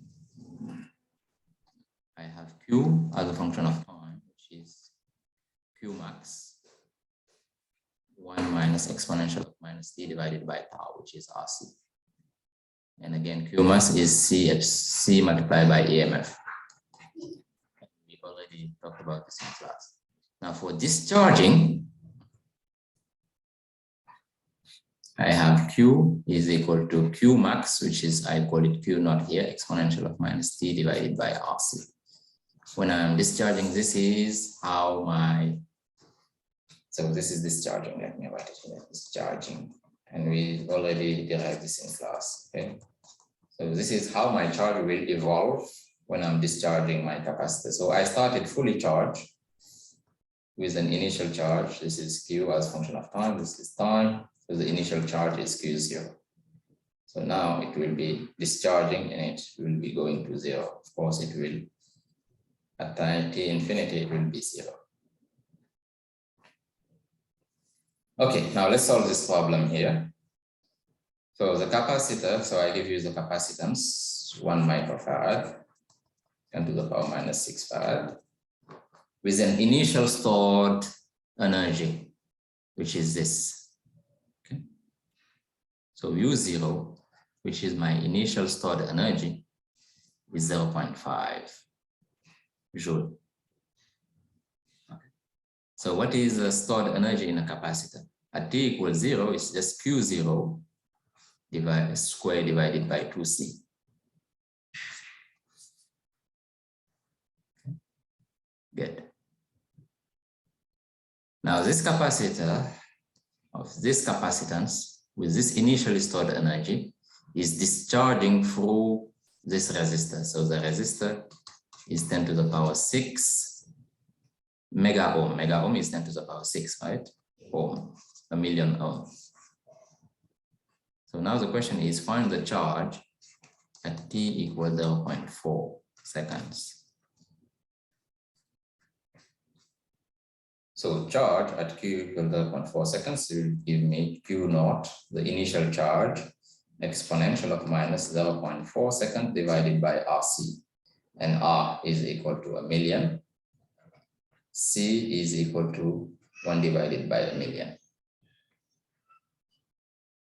So basically, I will just have Q naught exponential of minus 0.4. Because 1 mega multiplied by 1 microfarad, this gives you exactly 1 second. So this is the Q that I want.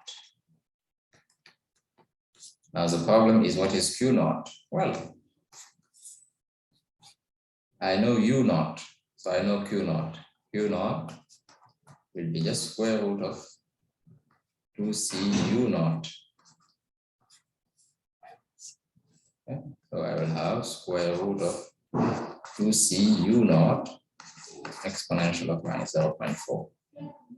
So I know everything, square root of 2C 10 to the power minus 6. Now you put everything in SI units. U naught is 0.5, and then I multiply by exponential. And you find that it will be the first answer, of course. Okay. 6.7 10 to the power minus 4 coulomb. So this is my charge after 0.4 seconds. So it will be discharging. Okay. Good. Now, I can track my energy at any time. My energy at any time will be the charge at that time squared divided by 2 times the capacitance.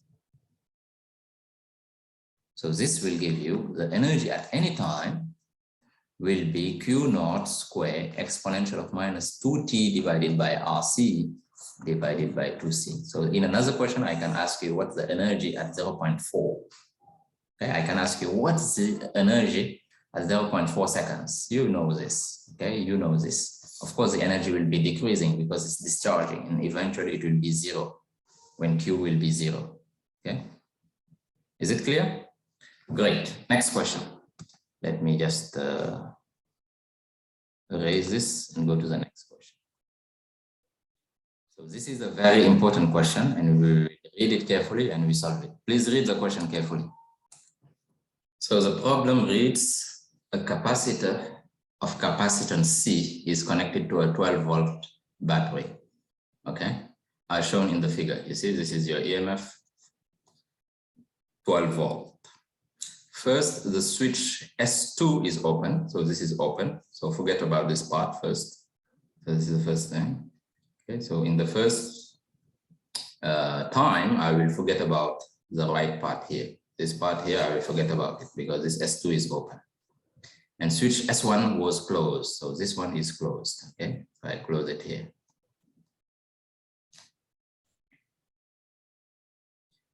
Until the capacity is fully charged. So I fully charge the capacity. So the first step is charging. Okay. So fully charged. Fully charged kappa. Now, what is the charge? Well, you know that Q maximum charge is C times epsilon. Epsilon being the EMF. Okay. So this is maximum charge. So it will be what? C times 12. So the maximum charge, Q max, is 12 times C, C being the capacitance. I did not give you the capacitance, but you know.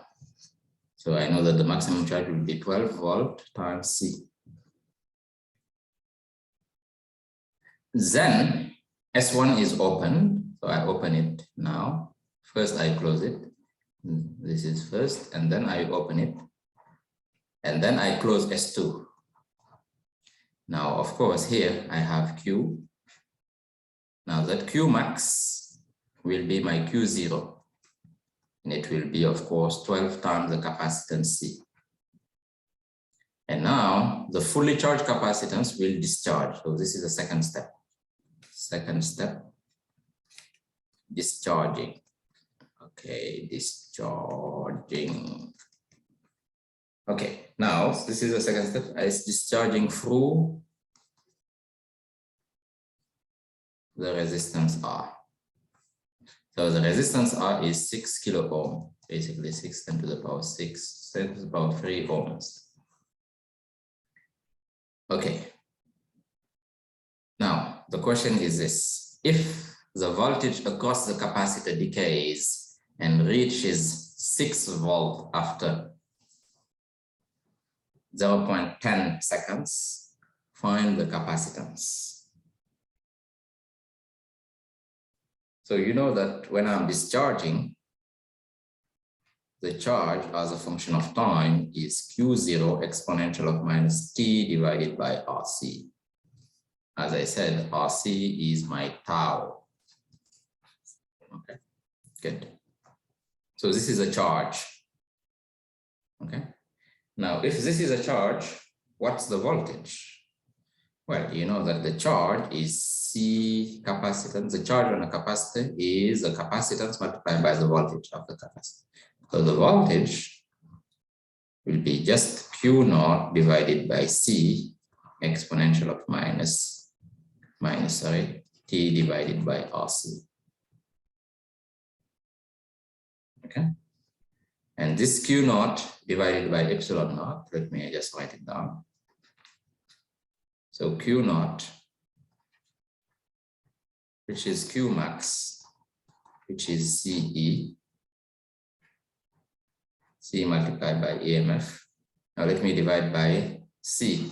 I divide by C, I divide by C. So you see that Q0 divided by C is just the EMF. So the EMF, which is 12, by the way. Okay? So it's 12 exponential of minus T divided by RC. And this is a voltage as a function of time. So as you see, the voltage of course my capacitance will be decreasing as my capacitance is discharging. Okay, good. Now at V of T, which is 0.1 second, I have 6 volt. Okay, which is 12 divided by 2. So basically, this is also equal to 12 exponential of minus 0.1 divided by RC. So this is what I need to solve to get what C. Okay, so you know basically everything. The only unknown is C. I know R. Okay, so this gives me half is equal to exponential of minus 0.1 divided by RC. Basically solve this. Okay. And we know how to solve this, by the way. Okay. So I will take len. I'll just give you the final answer. Okay. So basically this gives you T, which is 0.1, is RC len of 2. So basically C is T divided by R len of 2. So T is 0.1. So this is my C. This is what you have been using in the lab, by the way. You charge the capacitor and you discharge it. And you see, if you remember, the initial voltage was, I think, 10 volt or 12 volt. And then you look at half. And then you measure the time, you measure different times, and then you calculate the different capacitances. Okay, if I put them in series, if I put them in parallel, and this is a formula that we have been using actually. So this is T1/2. So the capacitance I'm looking is T1/2, which is just 0.1 second, which is this, divided by R len of 2. So I know everything here and I calculate the capacitance. If you do it, how much do you get?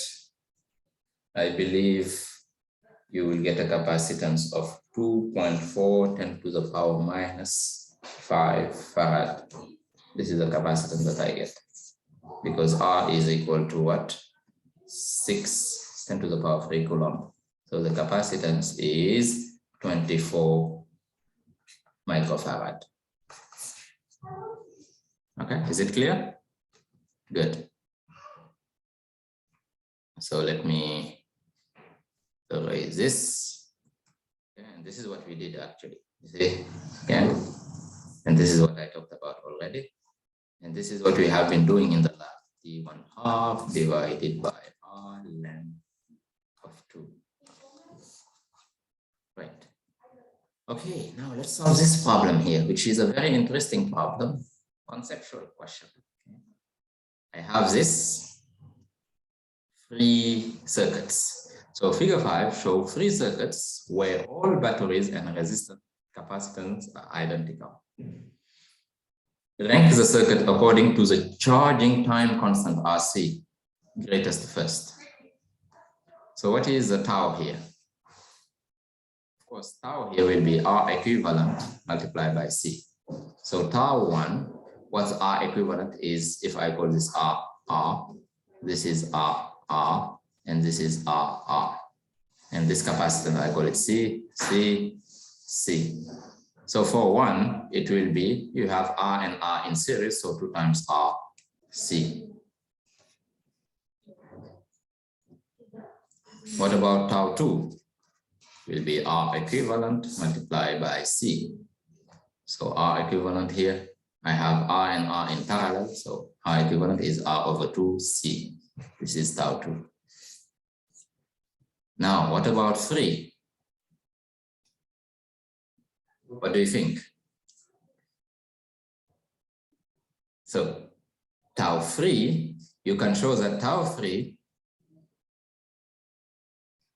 will be RC, because you see here, these two gentlemen are in series. Okay. So when I close the loop, when I close it here, at the beginning, the capacitance will behave like what? Like a wire, okay, until it's fully charged. And when the capacitance is fully charged, it will behave like a broken wire. Okay. At t equals 0, the capacitance will behave like a regular wire. Okay. And at t max, at t infinity, capacitance will behave like a broken wire. Okay. So I can demonstrate this more in detail, but A is the right answer. Okay, so this is 2R, this is RC, and this is R divided by 2C. Okay, so 1 has the largest charging time because it has the largest resistance. 2 has the smallest charging time because it has the smallest resistance. And C has the intermediate charging time. Okay, 3 has the intermediate charging time in the middle. Okay, so calculate here, try to calculate R equivalent here. Okay, what do you think if I want to calculate R equivalent? Of course, you will see that R equivalent 3 is of course smaller than 2R, but it's larger than R over 2. In order to calculate it, the R equivalent, those who are doing EE, this will be your daily life. You can, for instance, you can use Thevenin theorem or Norton theorem. But here Thevenin is right, I think. Okay. Anyway, so this is the right answer. I don't want to go through the detail, but yeah. Now, second problem, I have 3 identical lamps that are connected in the circuit shown in figure 9, as you can see. If I close this, so here what do I have? I have an EMF, and I connect 3 lamps this way. So 2 lamps in series, and then I put a switch here, and then I put a third lamp here in parallel, to the switch. So if you close the switch, so at the beginning, the switch is open, okay? So if the switch is open, of course, the current passing through here is the same as the current passing through here, is the same as the current passing through here, and the same as current passing through here. Because this, if the switch is open, you can forget about, this switch. You can forget about it. It doesn't matter. Okay. Good. Now, if the switch is closed, now this is become an integral part of the circuit. Now, if the switch is closed, the question is, if you close the switch S, which of the lamp will turn off? Assuming after closing the switch that the currents through the lamps remain in the safe limit. If I close the switch here, of course, now when I will have a junction here between B and C. Now, when the current goes out of my, let's say, EMF, goes through A and B there, so they are still on. He will arrive here at this junction here. Now he will see a high resistance here because the bulb has a resistance, and he will see a low resistance here through this wire. So he will go directly to the low resistance. So no current will be going through C. So IC here will be 0. And the whole I will go here.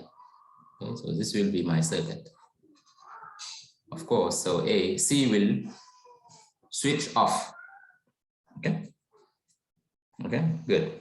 But the current will be a little bit higher than initially, because initially I had 1 voltage through 3 resistors. Okay, the bulb I will consider them as resistors. And then I have the same voltage, but now 2 resistors only.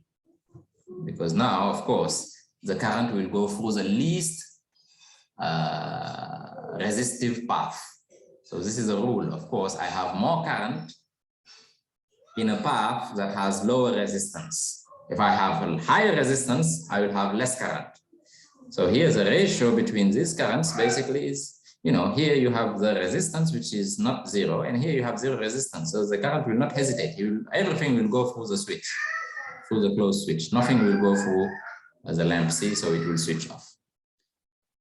Okay, another conceptual question. Conceptual questions are very important, okay? So don't underestimate them. So here I have batteries. Identical batteries are connected in 3 different arrangements to the same light bulb. So the same light bulb has the same resistance, R. So these batteries have the same EMF. EMF1, EMF2, EMF3. They are all equal. So EMF1, EMF2, and EMF1. So EMF1 is equal to EMF2 is equal to EMF3, and it's equal to E. Okay, they are all, well, if it's an ideal battery, that means the internal resistance is 0. But if it's not an ideal battery, you have internal resistance, but still R1 will be equal to R2, which will be equal to R3, will be equal to R, which is internal resistance. Anyway, they are identical. That's the most important thing. So now assume that the batteries have no internal resistance. So this R is 0. Okay, so they are ideal batteries. Rank the arrangement according to the current flowing through the bulb, greatest first. So batteries that are put in series, in parallel, sorry. Okay.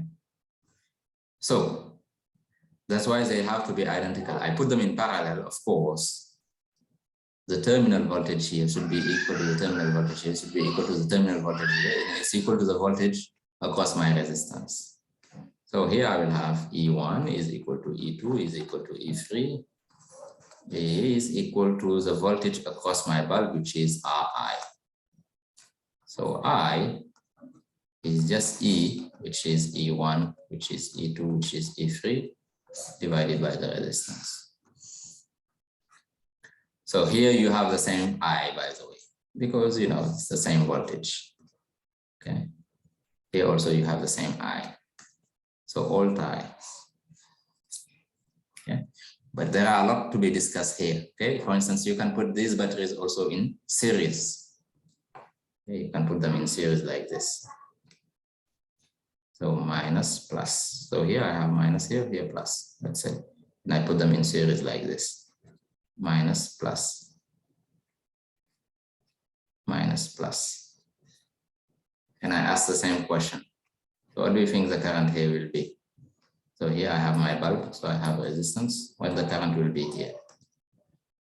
So this is EMF1, which is E, EMF2, which is E, EMF3, which is E. So of course the current here will be 3 times E divided by R. Because the voltage, so this I can replace it by one unique battery, which has an EMF of 3E. Okay, so this is the equivalent EMF. Okay.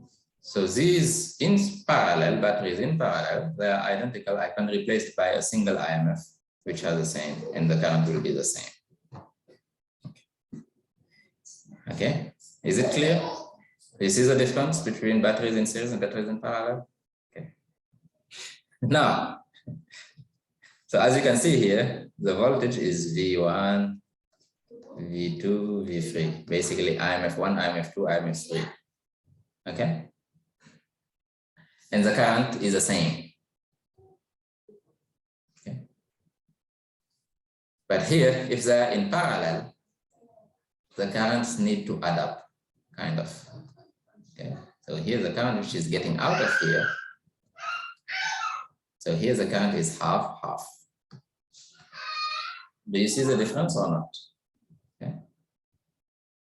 So here the voltage of the batteries is the same, but the current need to add up because I put them in series. Depending on your application, you have to use batteries in parallel and batteries in series, okay? But remember, in parallel, batteries in parallel should be identical and they should have the same EMF. So the voltage is the same, but the current should add up. In series, batteries in series now will be what?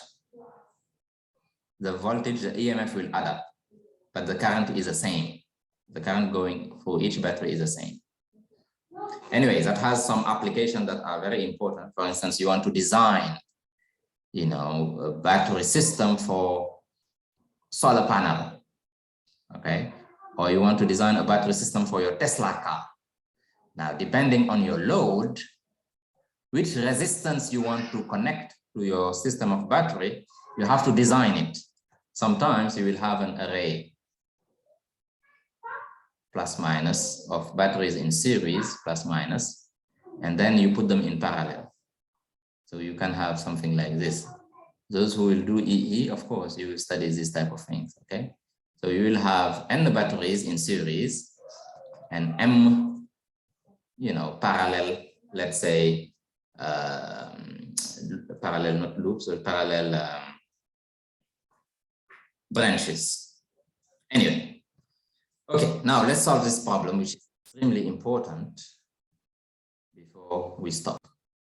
So the problem reads, in the circuit shown below, R1 is equal to R2 is equal to 3 kilo ohm. And C, this capacity is 12 millifarad or microfarad, sorry. Okay. And then I give you the EMF, which is 4.5 volt. So at t equals 0, the switch is closed.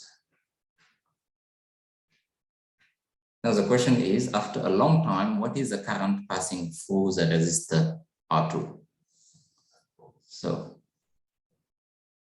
at t equals 0, the switch is closed. Okay, so this is closed. Now current will be going from the positive to the negative. So this is the current I.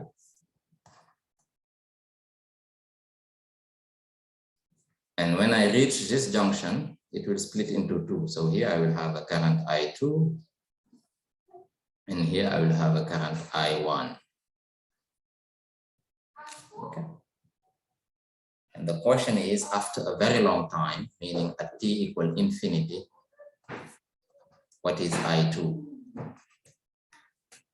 Okay. Great. So let me tell you something that we know already. So at t equal infinity, what will happen, of course, eventually my capacitor, which is C, will be fully charged. So if the capacitor C is fully charged, the current will stop moving inside my capacitor. So at t equal infinity, capacitor fully charged, Q is equal to Q max. And of course, the current which is going through it will be 0 because it cannot take charge anymore.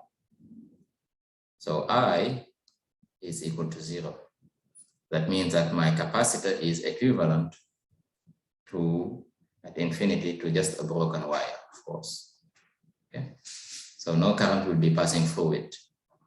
So at infinity, I1 here will be 0. Okay. I1 will be just 0. Okay. Because the capacity fully charged is just a broken wire. So at t equal infinity, I can completely forget about this portion. It's just a broken wire. I can forget about it. Okay. So at t infinity, what do I have? I'll just have my EMF plus minus. So this is my EMF, which is 4.5 volt. And I will have my current I that will go directly to R2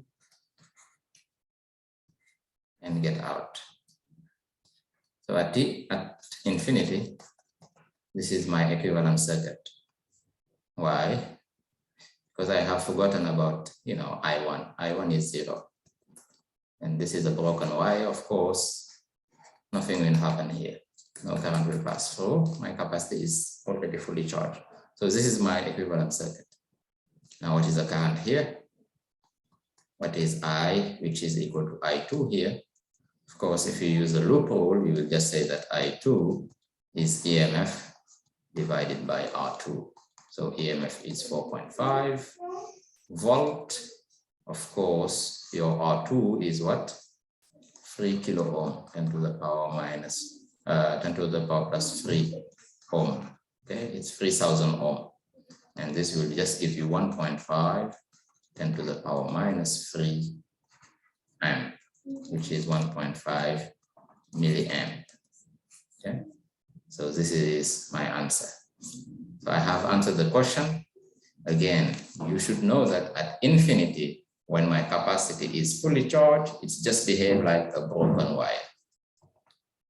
And of course, a broken wire, no current is passing through it. And this is my equivalent capacitance at infinity. Okay, you get my point? Great. Now, that's the extreme case. This is when the capacity is fully charged at t infinity. Now, let me ask you another question now. The other question is, at t equals 0, find I2, which is the current which is passing through R2, and find R1. Okay. So at t equals 0, as I said, I just close this. So at t equals 0, I close the circuit. As I said, the current getting through my EMF is I. And at this junction, it will split. One part will go through R2, so I call it I2, and one part will go through R1, I will call it I1. Now the question is, at t equals 0, what is I1 0 and what is I2 0? Okay, so of course, at t equals 0, I start charging my capacitor. So I1 will charge my capacitor. Now you need to know this, okay? And I already talked about it in class. At t equals 0, of course, here my capacitor was uncharged at the beginning. So the charge started by 0. Q0 is 0, as we said, okay, before. At t equals 0, Q0 is just 0. Capacity started uncharged. Okay, that's a good point. Now, when the Q is 0, that means what? U at 0 is 0. So that means U0 is just 0. So the voltage across my capacitor at t equals 0 is 0. Basically, your uncharged capacitor at t equals 0, it behaves like a wire. A wire has negligible resistance. So at t equals 0, this behaves just like a wire. Okay.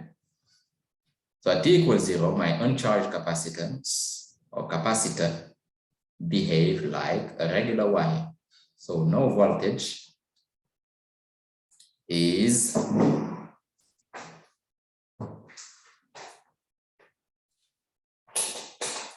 So no voltage drop happens across the capacitor at t equals 0. Now, this has a very significant, oh, I stopped sharing. So let me, so it behaves like a regular wire, okay? Regular wire. So the voltage drop across it, the regular wire has 0 resistance. So R of a wire is of course 0. So at t equals 0, I have this. Okay, good. Now let's look at it. Now that means at t equals 0, this is my circuit. This is my EMF plus minus. So EMF, which is 4.5, it goes for here. So here I have a current I reach here. So this is R2, and then I will have R1. Now the capacitor at t equals 0. So this is at t equals 0. This is the equivalent circuit at t equals 0, okay? Now the capacitance will be just replaced by a regular wire, as you can see. So it's just a wire, okay? Now the question I'm asking you, what is this current here? What is this I2, which is going across R2? And what is the current I1? Okay, since the capacitor is just a wire, well, life is simple, okay? So I just have an equivalent capacitor, equivalent resistance. I have R1 and R2 in parallel. So I'll have my EMF, okay, which is 4.5 volt, applied to this, which is R12. Okay, so this I here is a total current, of course. So I will be just the EMF divided by R12. So what is the EMF? 4.5. What is R12? Is just R1, R2 divided by R1 plus R2. R1 and R2 are the same, so it's just half R1, which is half R2, which is 1.5 kilo ohm, 10 to the power 3 ohm. So here I will just have 1.5, 10 to the power 3 ohm. So this will give me what? This will give me I is just 3 milliamp. Okay, this 10 to the power 3 goes 10 to the power minus 3, so which is milliamp. 4.5 divided by 1.5 is 3. So the current which is going through here is just 3 milliamp. Okay, so I know what is the current I. Now, how do I get I1 and I2? Of course, this resistance and this resistance are the same. Okay. So you know that I1 plus I2 is just equal to I which is 3 milliamp. So you know also that I1 is equal to I2. How do I know? The resistance are the same. And the voltage is across them is the same. So I1 should be necessarily equal to I2. So that means I1 is equal to I2 is just 1.5 milliamp. Okay, 1.5 milliamp. Is it clear? Okay, good. Great. Now you see, now we discuss the question, which is at t infinity, but also I give you the t0. Now here, let me say something very important, okay, to summarize this. In general, when I'm charging a capacitance, so as I said, at t equals 0, the uncharged capacitance will behave like a wire. At t, so this is uncharged. Okay, at t equal infinity, of course, Q is equal to Q max, so my capacitor is fully charged. A fully charged capacitor will behave like exactly like a broken wire. Okay, wire. So this is broken wire. Okay, good. Now, something extremely important in this type of circuit. So these are, you know, the extreme cases at t equals 0 and t equal infinity. But in between, of course, I can write what is the charge as a function of time. And then I can write what is the voltage across the capacitor as a function of time. You get my point? Okay. And of course, I can write what's the current as a function of time. Okay. Good. And these three quantities are linked. And I will give you an example just in a second. Okay. Now time can go from 0 to infinity. And I can write these equations. You see my point? I can write them. But that's not my point for Physics 101. You know, if you are EE student, you will study, okay, how to write these equations. Even physics students, you will study, you know, how to track each quantity, charge, voltage, and current at each time. But for Physics 101 in general, we just stop, you know, at these extreme cases at t equals 0 and at t equals infinity. Okay, great. Now, this question is the same, essentially. You see here, the only difference between here and here is basically I'm adding one resistance here, an extra resistance that I call R3, for instance. Not here, yes, here. Okay, so you see here, I have this resistance R1, and then I have resistance R3, and then I have resistance R2, and then I have resistance R3 in series with the capacitor. Okay. And I give you the resistors are the same, all of them are the same, and I give you the capacitance, and I give you the EMF. And I'm asking you at t equals 0 to find me the current I1, I2, and I3. Okay, I1 being this current,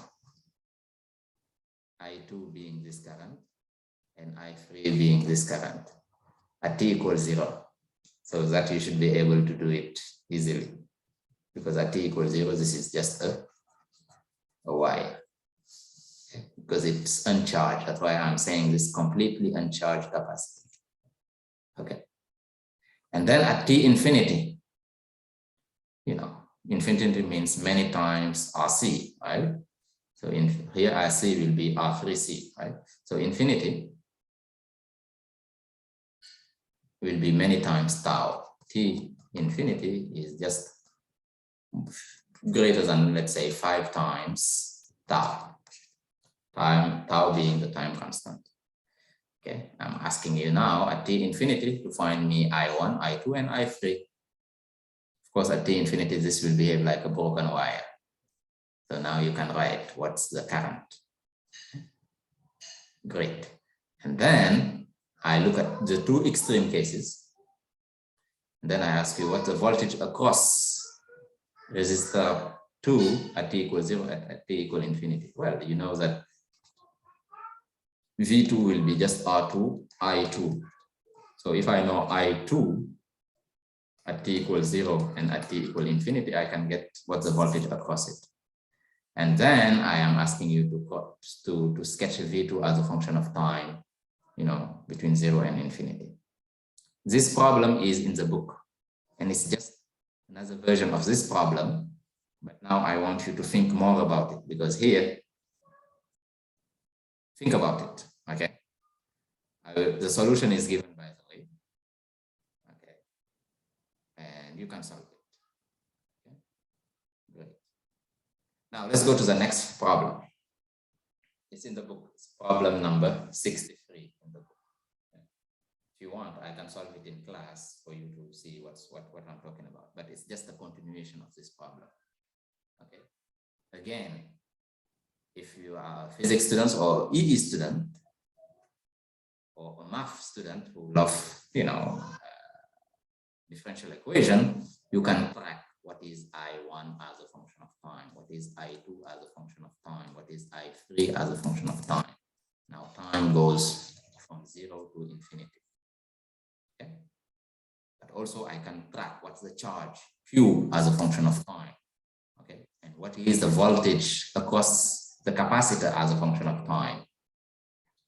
Okay, and then I can track also what's the current across the capacitor, basically, which is I3 as a function of time. Okay, And this will help you understand what I'm saying. But that's not what I'm asking you. I will not ask you that in the, let's say, final exam or in the quiz. Okay, I'm just asking you about the extreme cases.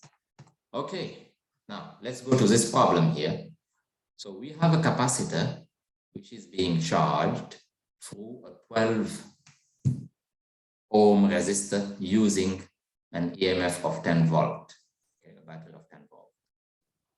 What will be the current in the circuit when the capacitor has acquired 1/4 of its maximum charge?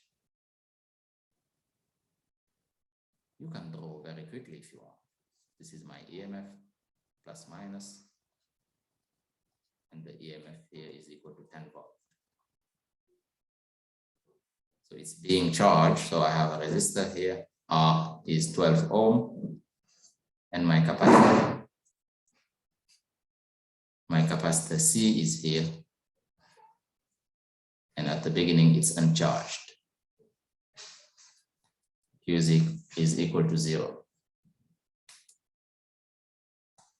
Okay, so the capacitor was initially uncharged. Okay, great. Of course, here, you can consider that I have a switch here. And at t equals 0, I close the switch and I start charging my capacitor. Okay. As you know, if I have this type of setup, this is 12, of course. Okay, it's the 12 is not good looking, but it's a 12 ohm. Okay, great. And I gave you, did I give you the capacitance? No, I did not give you the capacitance, but you can find it, as you will see. Okay, so this is a typical charging of my, so let me write it down, charging of a capacitor. So when I'm charging a capacitor, you know, what's Q as a function of time in this typical setup? It's C multiplied by EMF 1 minus exponential of minus T divided by RC. Okay, and this gives you the time evolution of the charge, you know, while I'm charging my capacitor. And this is in your formula sheet. This you should know it. Okay, so here, of course, C is this value C that I don't know yet, and R is the value of 12 ohm. Okay, good. If my EMF had an internal resistance, of course, R will be the internal resistance plus this R. If I had another resistor here, of course, I'm talking about equivalent resistance. Okay, good. So this is my Q. Okay, and of course, at T equals 0, Q0 is 0. I was uncharged. And at T equal infinity, what is Q infinity? Of course, it will be Q max. And Q max exponential of minus infinity is 0. So Q max is just the capacitor, the capacitance multiplied by the EMF. Of course, at T max, I infinity is 0. So there is no current that will be basically, you know, the voltage across my capacitance will be the voltage of the EMF. Okay. That's what I mean by here. Okay, good. Now this, we know this. Now what's the current? Of course, is this, you know, that the charge as a function of time. This is Q, this is the time, you know, it's exponentially increasing and it has a limit. So the limit here is just C multiplied by EMF. Okay, and I reach that after more than, let's say, 5 tau, tau being RC. Okay, you remember tau is my capacitive time constant. Okay, good, great. Now from this, what's the current? Oh, easy. Current across my capacitance is just dq over dt. Of course, if I take the derivative here, I will just have plus CE divided by RC exponential of minus T divided by RC. Okay, so let me simplify by C. I just get my current. So while I'm charging, this is the behavior of the current. It will be epsilon naught divided by R. Epsilon, which is EMF divided by the resistance, minus T divided by tau, which is RC. So this is how my current will behave. If I want to plot it, I, as a function of time, so at t equals 0, I have maximum current, which is, this is just the current when my capacitance is just a while. And then it will decrease exponentially and become 0, of course. Okay. So let's say this is 5C, 5 tau. Yeah, great. Okay, now what else? If I want V across my capacitance, what do you know? Of course, V will be just Q divided by C. So V will be EMF 1 minus exponential of minus T divided by RC. Okay. So your V will behave like it will increase. So V will increase, and then it will reach a plateau. And the asymptote here is just the EMF. Okay, this is just a reminder. Okay. Great. This is just a reminder. Let me just erase this. And we already discussed this in class. Now let's solve our problem very quickly. Now the problem is, what will be the current in the circuit when the capacity acquired is 1/4 of its maximum charge? As we said, Q is C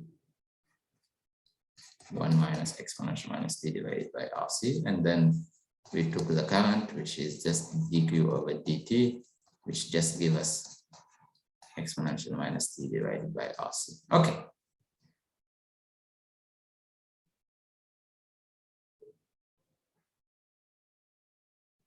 So this is of current as a function of time. Now at T equal T1/4, so this is a special time. At T equal T1/4, QT1/4 will be just 1/4 of Q max, which is 1/4 of C multiplied by EMF. So actually using this, I can get what's T1/4. Well, I will say that, Q at T1/4 is just C 1 minus exponential of minus T1/4 divided by RC. And this should be equal to 1/4 of Q max. Okay. So what do you see? Of course, this and this simplifies. And then I will have minus exponential of minus T1/4 divided by RC.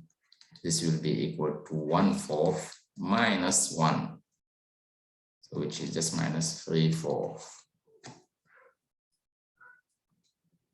So actually that means plus exponential of minus T1/4 divided by RC is just 3 divided by 4. So from here I can get what's the T1/4. You just take the ln, okay, natural log, and then you get your T1/4. Okay. But the problem is it will be as a function of C, because I don't really know C yet. Okay. But let's keep it as this. So at T1/4, this is what I know. Now, what is the current here? Now, the question is, what is the current I at T1/4?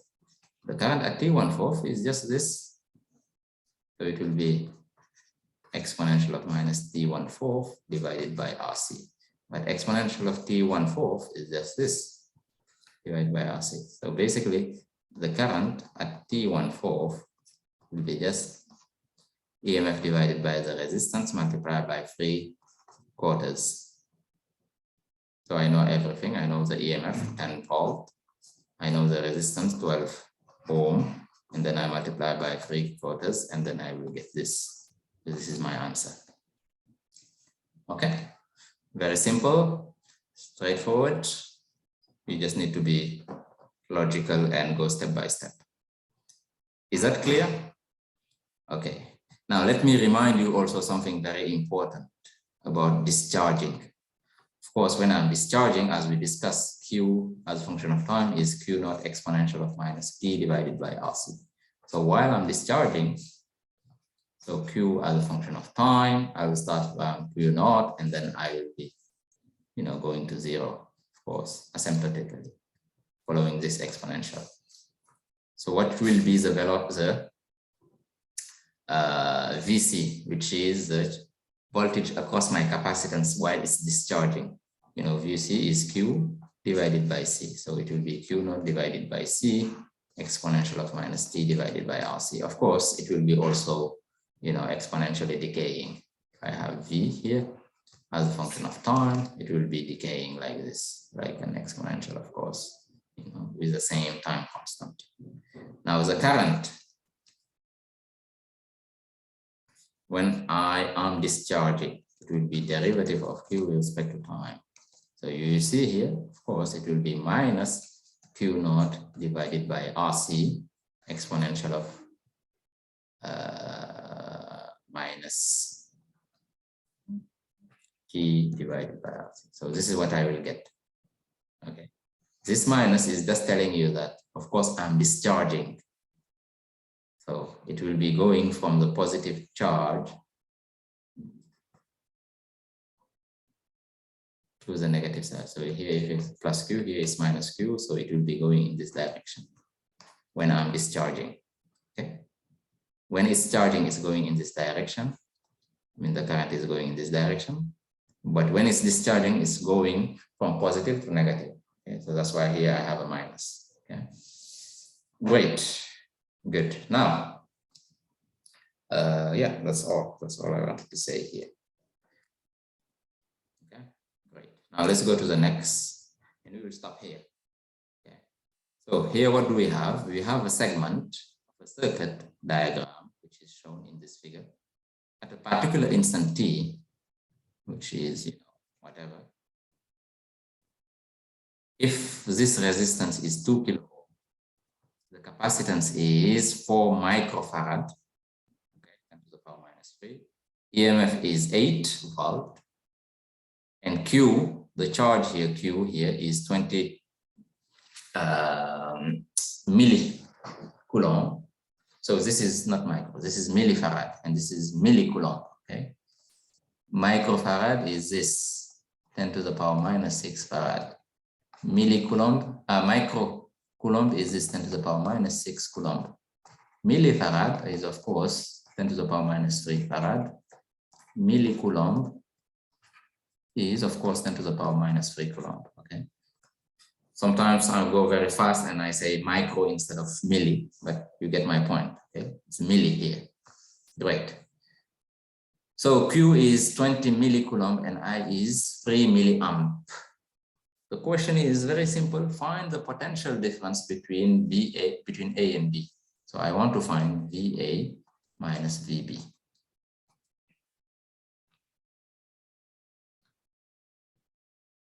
Okay. So let's find it.